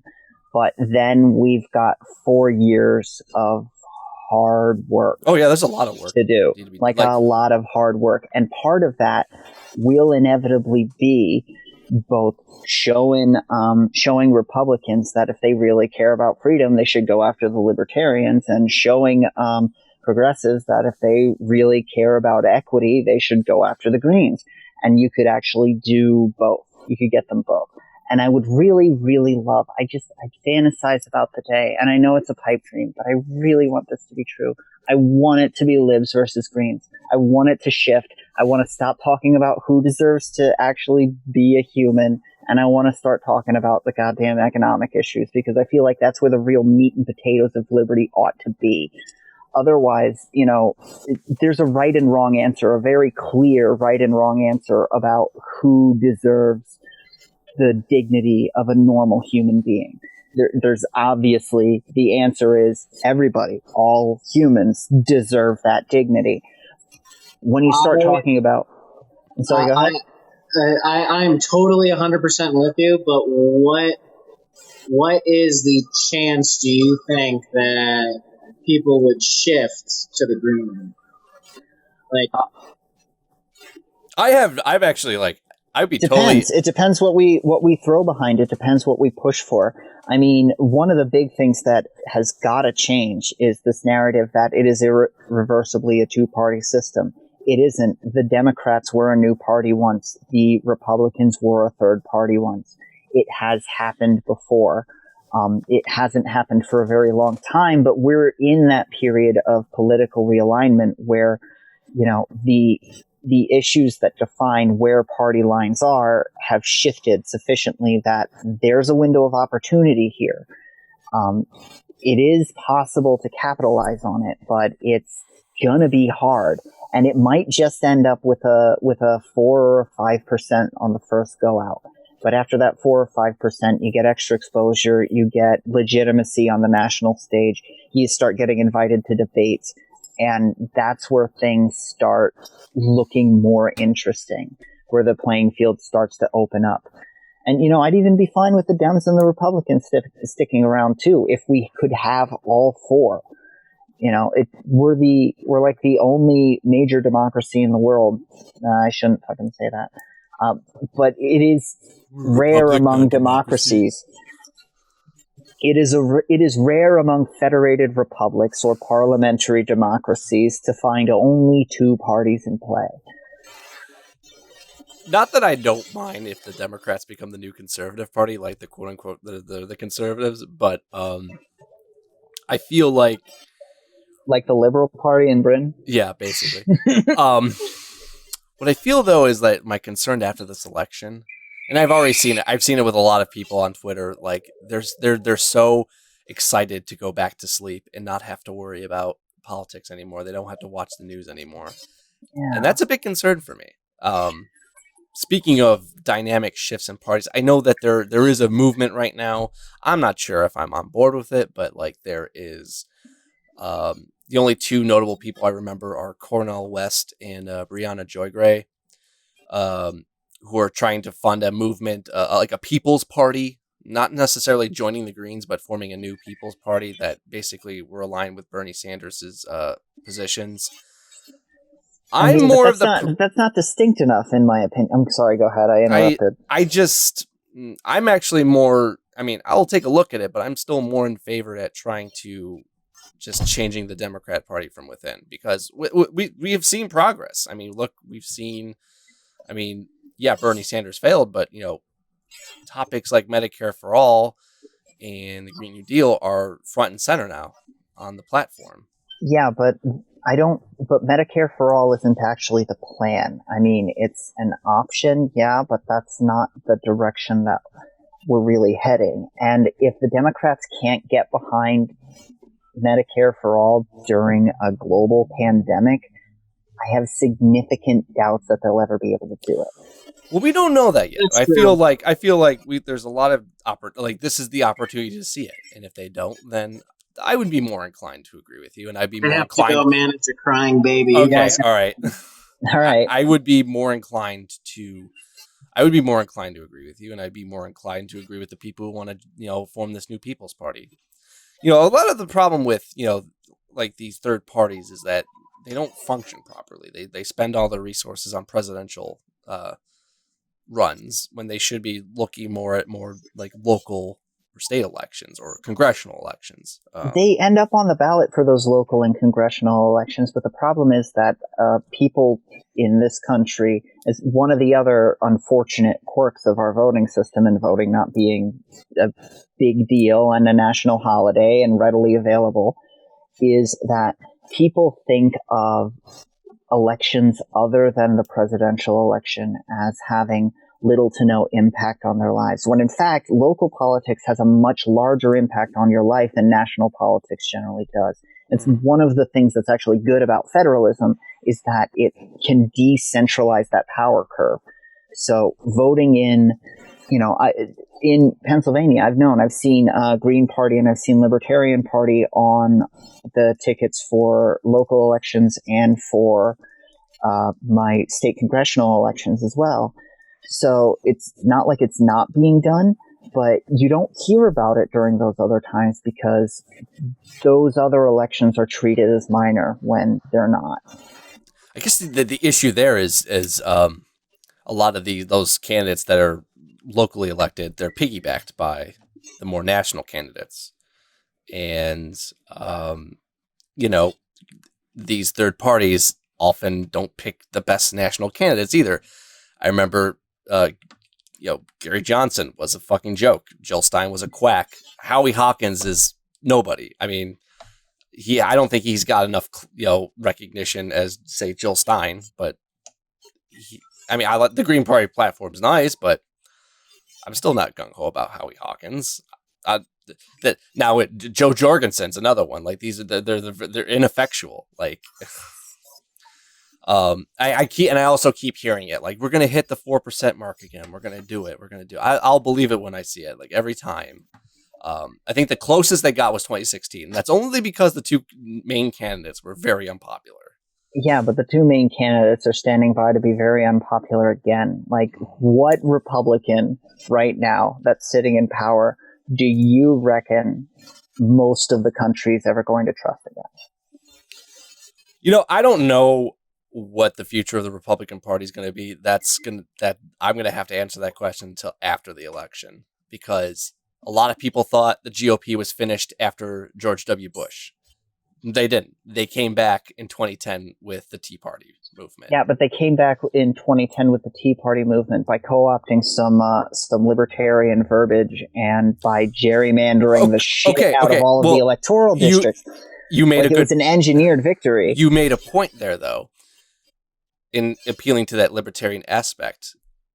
I feel like the Democrat Party can change if we keep appealing to this more DSA aspect that's being fronted by Sanders and AOC. So there is some type of tangible reward from that. It's not a futile effort, I should say. While you're certainly correct that it isn't completely futile, it's also unpalatable to me, for the primary reason that Hillary was unpalatable to me. It wasn't that I particularly disliked her as a person. I thought her policies didn't reach far enough, but otherwise, yeah, she's okay. But what I don't like is political dynasties. And if you want to talk about a political dynasty, the DNC is currently the longest running one in American politics. So, what do you mean by that? Like, you talk about a family running the DNC, or just the DNC as the establishment? The DNC is as an established party. They've made wild swings over their history. They used to be the hardline conservative. They used to be the racist party. They used to, they started off as a,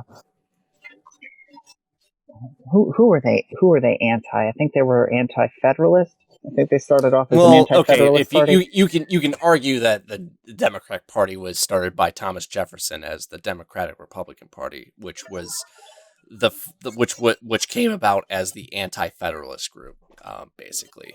Yeah, well, I'm not saying it was founded there, because they were still calling themselves anti-federalists. Well, most people attribute the founding of the modern Democrat Party to Andrew Jackson.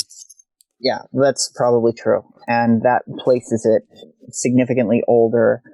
And they were the conservatives back then. But that I wouldn't necessarily blame that as a part of how the party's structured. That's just looking at trends of the political dynamic shift. I mean, the Republicans at the time were the liberals back in the 19th century, but now they are the conservatives. Wouldn't it be grand to watch that swing backward again? Wouldn't that be something to watch? Well, wait, you mean like you want the Republicans to be liberal again? Yeah, watch red go really red. That would be funny to watch. I don't think that they will, but goodness, it just tickles me. The way I see it right now is, I think the Republicans are going to be the far right party now, and I only say this because I look at the Lincoln Project as being very nefarious, but they're trying to buy their way in to take, some type of influence over the Democrat Party. And I see that with Joe Biden. That's why I feel like it's going to be a hard fight, but not. Yeah, but the Lincoln Project doesn't have to do that shit. They've been on this bandwagon since Carter. Well, they want to do this so they can hopefully get rid of Trump and hopefully get their party back. But just because you get rid of Trump doesn't mean the base disappears either. They're still going to be there, and they have no love for these type of people. So I think that it's purchasing power to get influence in the Democratic Party. So I've been watching them very closely, and I'm very concerned about them.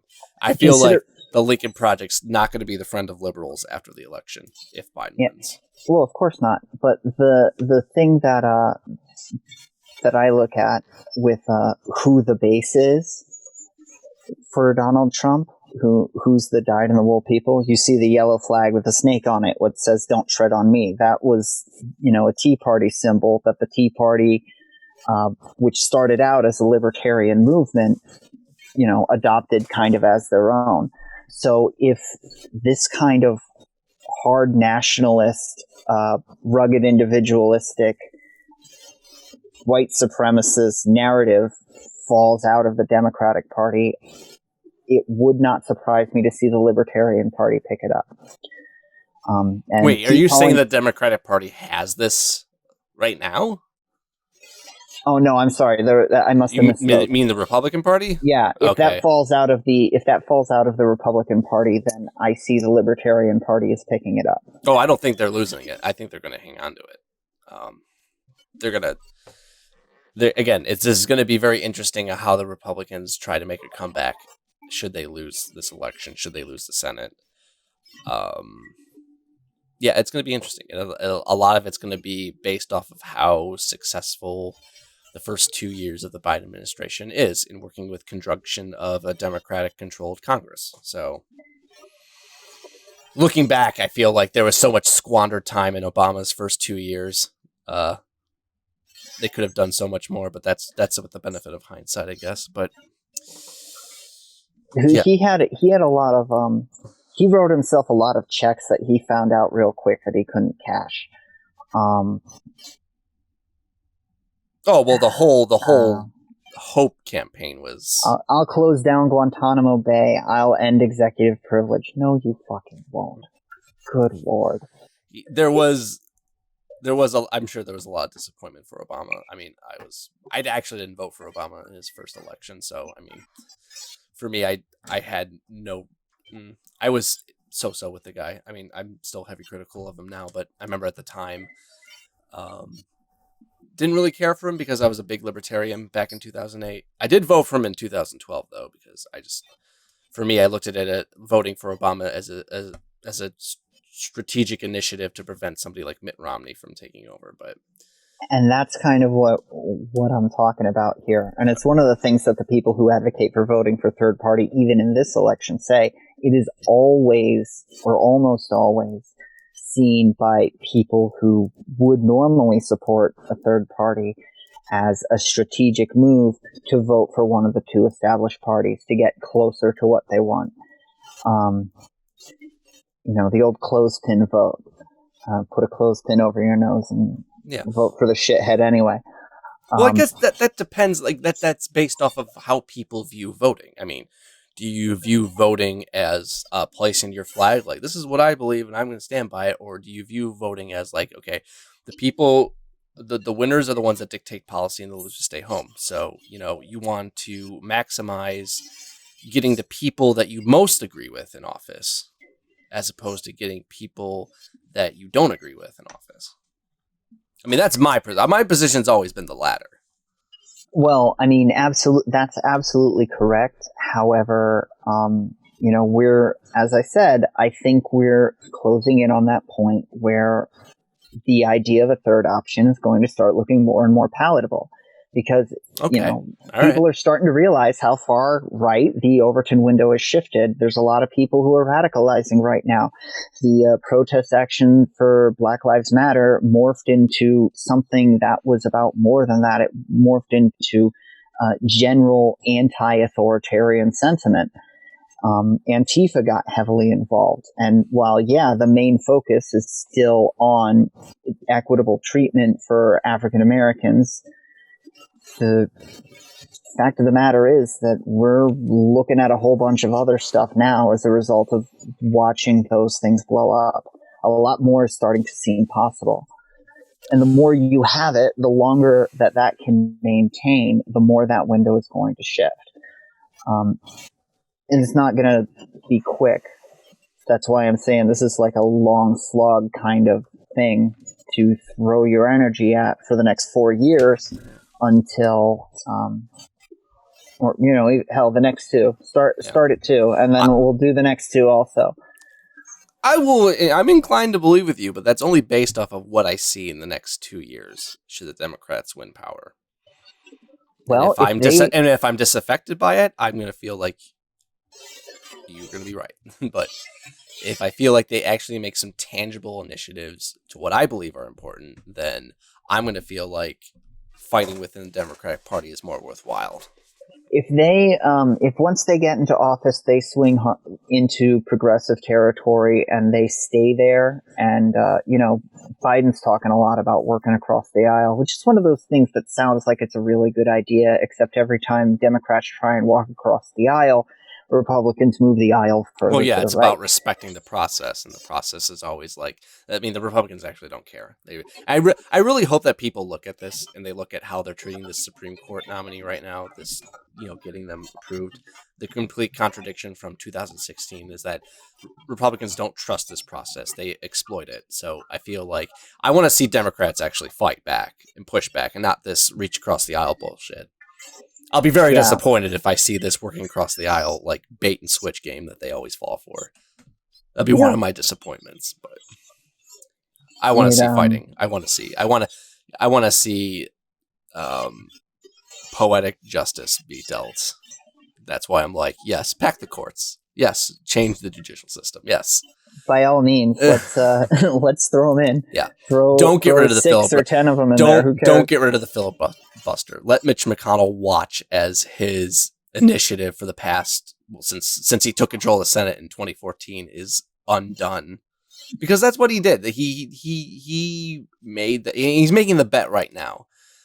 He wants his legacy to be like, I got the most conservative judges in the smallest amount of time. And he has. I mean, in 4 years, Trump has already appointed more than twice the amount of judges than Obama did in his entire 8 years. Yeah, he's absolutely filling the federal courts with underqualified garbage judges. And these people are going to stick around. I mean, conservatives have seen the fact that they have lost the culture war, and they have decided that we can lose these seats, but we can get them back. But these people are going to stay in these courts forever, or until they die. So they have basically found a way to exert control over the government, despite the fact that they're not that popular with the average American people. I mean, I keep hearing these polls Donald Trump has 90% approval rating with Republicans. Well, there's only 22% of Americans are registered as Republicans. So what you're basically saying, it's only 22%. It's low. I don't know if it's necessarily 22. It's low. Yeah, that doesn't sound right. It's a low number. It's not.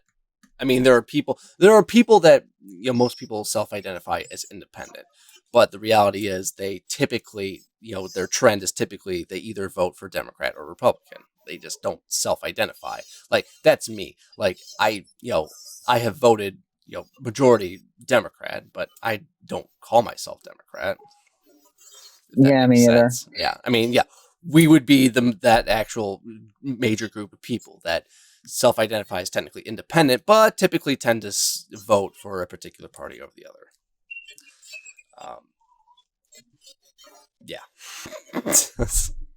I don't know if Kevin's coming back or not, but he might not be. When you get a baby that wakes up in the middle of the night just crying, sometimes it takes a while. Yeah, but so do you think Biden's going to have a blowout on the election, or do you think it's going to be close? I don't think we'll know election night. No, I know that. I already have admitted that I want us to cover election night like we did tonight, but I know that we're not going to get results. We might not get results until the end of November if we're lucky. But I feel like that will vary depending on the turnout and depending on how many people vote for Joe Biden, because what is it? Most of the people that are going to vote in person are going to be Trump supporters. So initially, you're going to see what's it called, the red shift, where like when the first results are coming in, it's going to be all from all those people that voted in person. So you're going to see, you know, Mirage, a red mirage. the red mirage. Yeah, you're going to see a lot of these areas that are like, whoa, swinging hard for Trump, and those Biden numbers are only going to increase little by little every day because because now they're getting those mail-in votes counted. I believe some states are like, isn't Pennsylvania a state where like they'll have mail-in votes on standby, ready to be counted on election day? PA's already counting. Okay, that's what I thought. Yeah. So I know PA is going to be looked at a lot. Michigan's going to be looked at a lot, and Wisconsin. Wisconsin and Michigan, I'm worried about because like they have a very heavy leaning conservative state judiciary, and if it's close, they may try and pull some shenanigans. Well, Pennsylvania is looking to actually do that too. I was going to ask you, I can't remember if the Pennsylvania court is very conservative leaning too. I don't know that the court is conservative leaning, but I think that the election board is. Okay, here's my deal. This is what I am worried about if it's close. The courts are going to try and call it early, based on the misinformation about mail-in voting. They're going to claim it's fraudulent. And what I think all these three states are capable of doing are appointing their own electors to the Electoral College. And I think some are allowed to vote whichever way they want, but they'll be able to vote off of unprocessed information, like, and I feel like they're going to try and make it. Basically, they're going to try and steal the election. Yeah, Pennsylvania allows faithless electors. Okay, yeah. I feel like that's the same for Michigan and Wisconsin too. Somebody who can overturn the vote. Well, what I feel like they're going to do, the courts are going to stop it at a point where Trump still has a lead, because they're going to play into this narrative that voting by mail was fraudulent, and they're concerned about that. So the courts are going to forcefully stop it. That's going to be a real issue, because if they get that Supreme Court nominee on the Supreme Court in time, and they take it to the Supreme Court, I'm very dubious about whether or not they're going to challenge the rulings of the state court. And if that's the case, then if they look at the numbers, they say, oh, well, Trump's, it's close, but Trump's still leading. We're going to get our electors in, and they're going to vote for Trump. That is very disconcerting for me. But that, again, all this Republican cheating is only premised on the fact if people stay home and it's a close election. If enough people vote for Joe Biden, this plan's not going to work. Oh, we're about to have a super spreader event. You think so? Yeah, if a lot of people choose to, especially in more progressive or liberal-leaning areas, if people choose to vote in person on account of their post office has been sabotaged, which hasn't happened to me, but I live in a conservative area. And I know a lot of places, even in my state, mail drop boxes were hauled up and hauled away. I was going to ask you, because I know in Texas the governor made like one drop box per county, and Pennsylvania was trying to go for 2. I think that got held up in litigation. I haven't heard anything about it. Mind you, Election Day is probably going to be right when second wave is spiking, and I think you are right in terms of like there's going to be massive amounts of spreading of COVID after that Election Day, because everybody's going to be together. Everybody has to go to one certain location to drop off their votes, and like that's a recipe for disaster. And I feel like that's done by design to keep people at home. Do you think so? It is actually limiting the amount of polling places per so many residents. well, per geographic area rather than making it per so many residents, which is how it was back in the 90s for a while. Doing that does actually discourage voting, because at a certain point, people can't stand in line anymore. They got a family to get back to. They got kids to feed. They got people to take care of. They got a job to get to.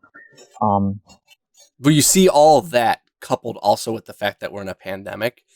Yeah. I mean, Republicans have basically weaponized the pandemic to further expand their voter suppression methods. Which is actually infuriating. But that might backfire on him, though, because if Donald Trump is now being all cavalier about his case of COVID and saying, don't worry about it, don't fear it, that might end up affecting the Republican voter base, which is so dedicated to voting in person, more greatly than it would hinder the Democratic voter base, which is in general more conscious of the pandemic and more willing to do it through the mail. Yeah, but these people don't care. They also think the virus is a hoax too, and they think it's over exacerbated. I guess that's being lenient to them. I mean, Trump's act of like only staying at Walter Reed for a few days and coming back was a political stunt to show like. This is no like magic carp on the balcony. Did you see his face? I did. He was struggling. He was having trouble breathing. I almost felt bad for him. That was the point where I was finally where it became clear. Okay, this isn't an act. He's just being stupid. Look at him. He looks like hot wet garbage. He was. I mean, he's desperate. I know it was an act of desperation, but it was a fact to show he didn't want to scare his supporters. He wants them to go out and vote, and we already know he doesn't give a shit about them. He doesn't care if they die. Like that's already evident. No, but what he wants is power, and if he can use his position to flex really hard to get people to give him more power, then he's going to do it. Yeah, no, I agree. It's just, I look at that and I see, again, just another attempt to kind of like cheat and suppress the vote. Like this is. I mean, people are right to be wary about the election results because, we are not in ordinary times. And I'm not just talking about, the Trump administration, but, we're also in a pandemic. And there's going to be a lot of anxiety between November 3rd and, say, November 30th, where there's probably going to be protests. There's probably going to be disruption at the polls. I mean, I think by that point, the Proud Boys are not going to be standing back and standing by. They're going to be taking action. Yeah, that's one thing that does kind of worry me, especially at like conservative polling places. How many people are going to be hanging out outside with assault rifles to keep the peace? Yeah. No. I've had the same concerns. And they're not. I know they're not actually assault rifles, but they're semi-automatic rifles. Expressly for killing human beings, let's be real. Yeah. That's not a comfortable situation to walk into, especially for people who are marginalized and people who have the most riding on this election. Walking up on a whole bunch of good old boys with rifles and tack gear on is gonna be nerve-wracking and might be nerve-wracking enough to drive them away. Yeah, no, I've had the same feel. I feel like they're going to do that not only in conservative areas, but they're going to hit it where it's going to hit the Democrats most. It's going to be in the more blue area, the more blue counties that they need. They need maximum turnout in those blue counties, especially in the swing states. And if it's low there, then those states typically go red. Yeah, it's deeply concerning for me. It really. I mean, again, all this depends on just how many people decide to vote this election. So. I guess that anxiety I get is because so much is in everybody else's hands and I can only do so much. Yeah. but well, I know we talked about this the last time I was on, which didn't end up getting published because technical reasons. Yeah. But peaceful transition of power. Do you reckon we're going to have one?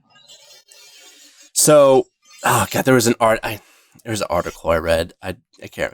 I don't know how authentic it is or how accurate it would play, but basically the writer envisioned 4 scenarios. If it's a Biden blowout, any attempts by the Trump administration to not give up power is going to result in the military or just the Secret Service just getting him out of the Oval Office. If it's a close Biden victory, then the military is going to side with Biden. If it's a close Trump victory, that's going to be contested, and that's one of the more worse scenarios. More worse scenarios. Lots of riots. Yeah, lots of riots. Lots of killings. And the military is going to stand down because they're going to respect the results of the election. Now, I think the worst case scenario is, but probably the most unlikely, is a Trump blowout where that gives a mandate for all of his crazy supporters to do whatever they want.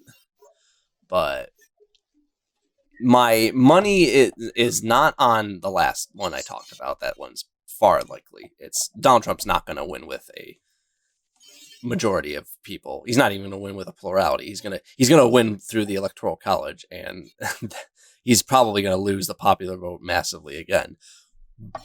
I feel like scenarios 2 and 3, where it's a close victory either way, is probably going to be the most concerning. Especially if it's a close Trump victory, because people on our side are going to claim that it was due to, Republican shenanigans and cheating, and it's going to be, forever. It's going to be forever talked about as a stolen election, while the right will talk about it being, they could be full of shit. All those mail-in ballots were surprisingly fair. Yeah. We were surprised at how well that turned out.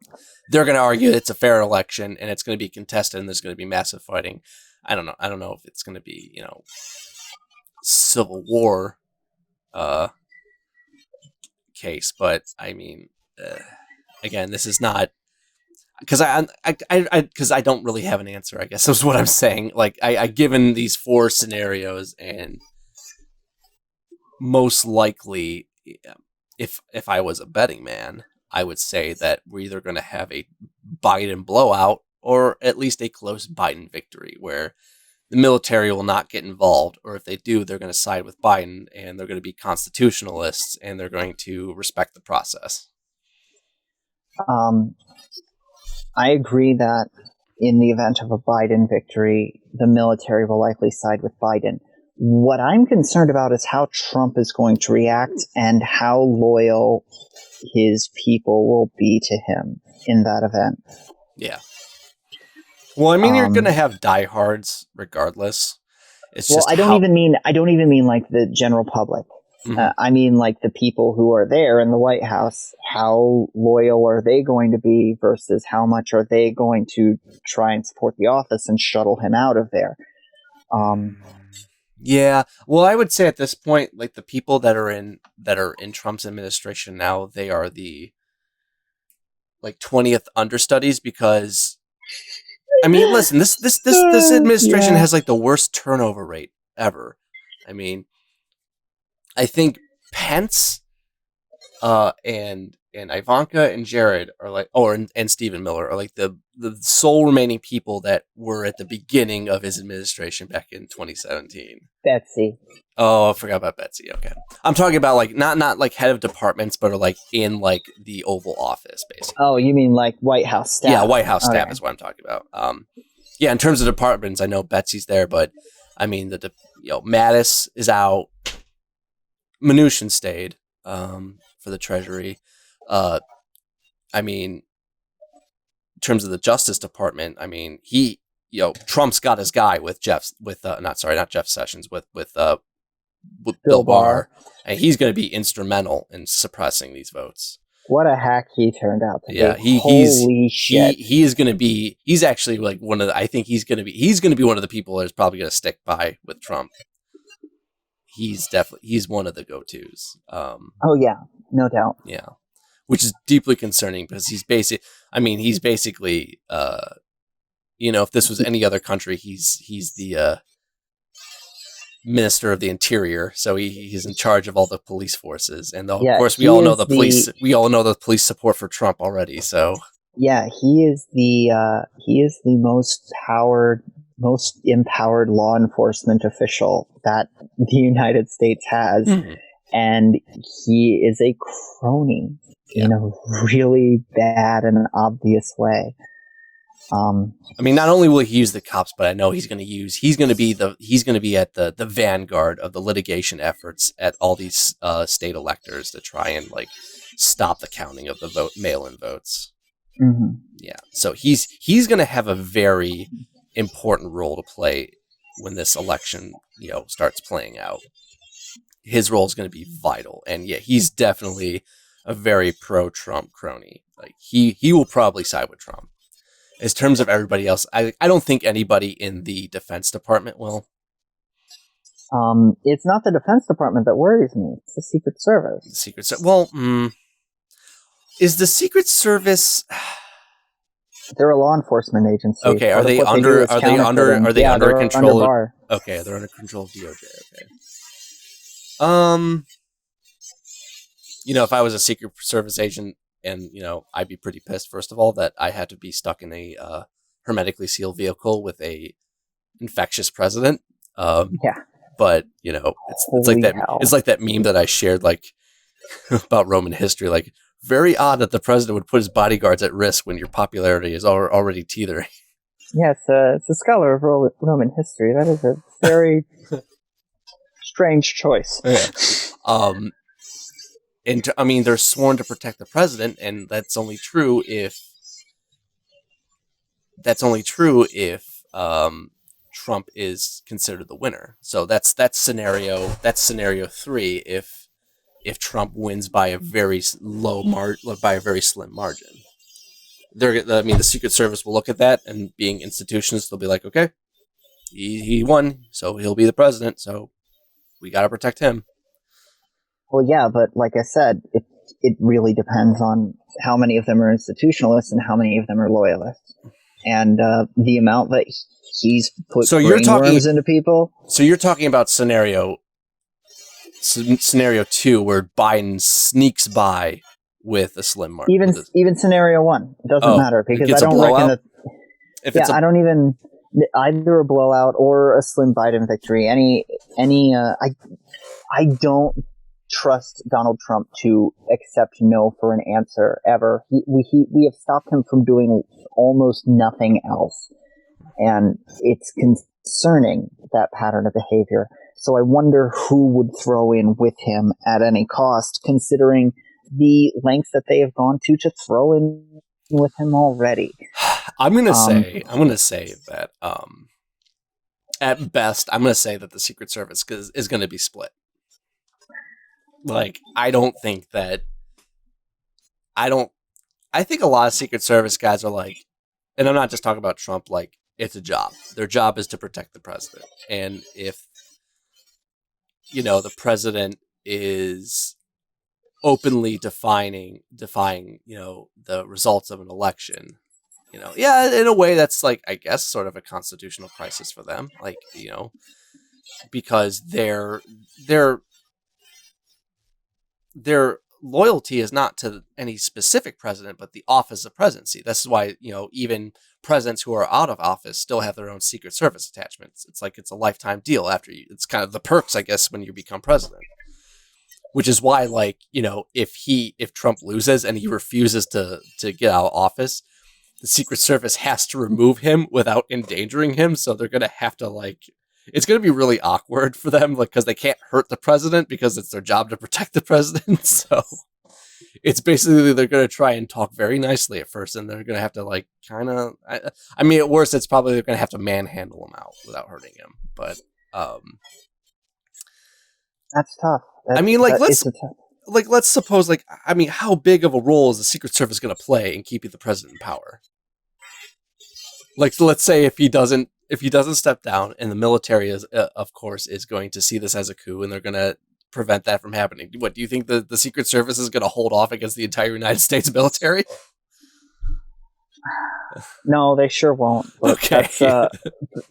I'm less pessimistic about it now than I was the last time we spoke about this. Yeah. But it's still a concern of mine, and maybe I'm being a bit too much of an alarmist. That's entirely possible. I will say, if I was a Secret Service agent and I was protecting the president against the military, I'm gonna be like, well, fuck this. You give me a raise, or I'm quitting my day job. So I can understand it's a factor, but like, how big of a factor is it? I understand, light up a cigar, sit back in the Oval Office, kick your feet up on the desk. I understand you've owned land in Manhattan. But again, this is all speculative. So yeah, we'll just have to wait and see. I know, and that sucks too, because it's like 27 days from now, and that. This is where I like to quote, God, what the fuck is his name? Mike Cernovich, where time is dilated, where it seems like it's going to be forever. These 27 days is going to feel like 3 months. And then so much is going to happen in between. I mean, there's still technically 2 more presidential debates. And, what Trump does and what happens, what happens in the country that's out of his control is going to be big factors in determining how many people are going to either stay home or they're going to vote, or if they're going to vote, whether or not they're going to vote for Biden or whether or not they're going to vote for Trump. So, but again, Biden is in a good position where he's already, if you just look at the polls that he has, he's already locked in enough, people to win the election. It's Trump that not only needs to get all the swing voters to his side, he needs to get people that are now pledged to Biden. So he has an uphill battle, and whether or not, this is I feel like we're building an ethos of Trump that isn't really there, because I think that's one of his strengths. He presents himself as this larger than life figure when he's just a little bully. That's it. He's a con man. Yeah. So I don't know. Well, we've been waiting on Kev to come back for about an hour at this point. I don't think he's coming back. Okay. I think we better call it. Yeah, let's just call it here. But yeah, good discussion. I like that. Yeah. And this time it worked. This time I can actually. This time I know that my audio is going to be recognized. So yeah, I'll actually get this uploaded tonight before I go to sleep. So. Oh, for real? Yeah. Well, I'm going to be way busy tomorrow, so I got I either get it done tonight or you won't see it until Sunday. So I'll just do it. All right. All right. Well, thanks, Cassidy. Take care. Yep. No problem. Take it easy, Mike. We'll see you around. See ya.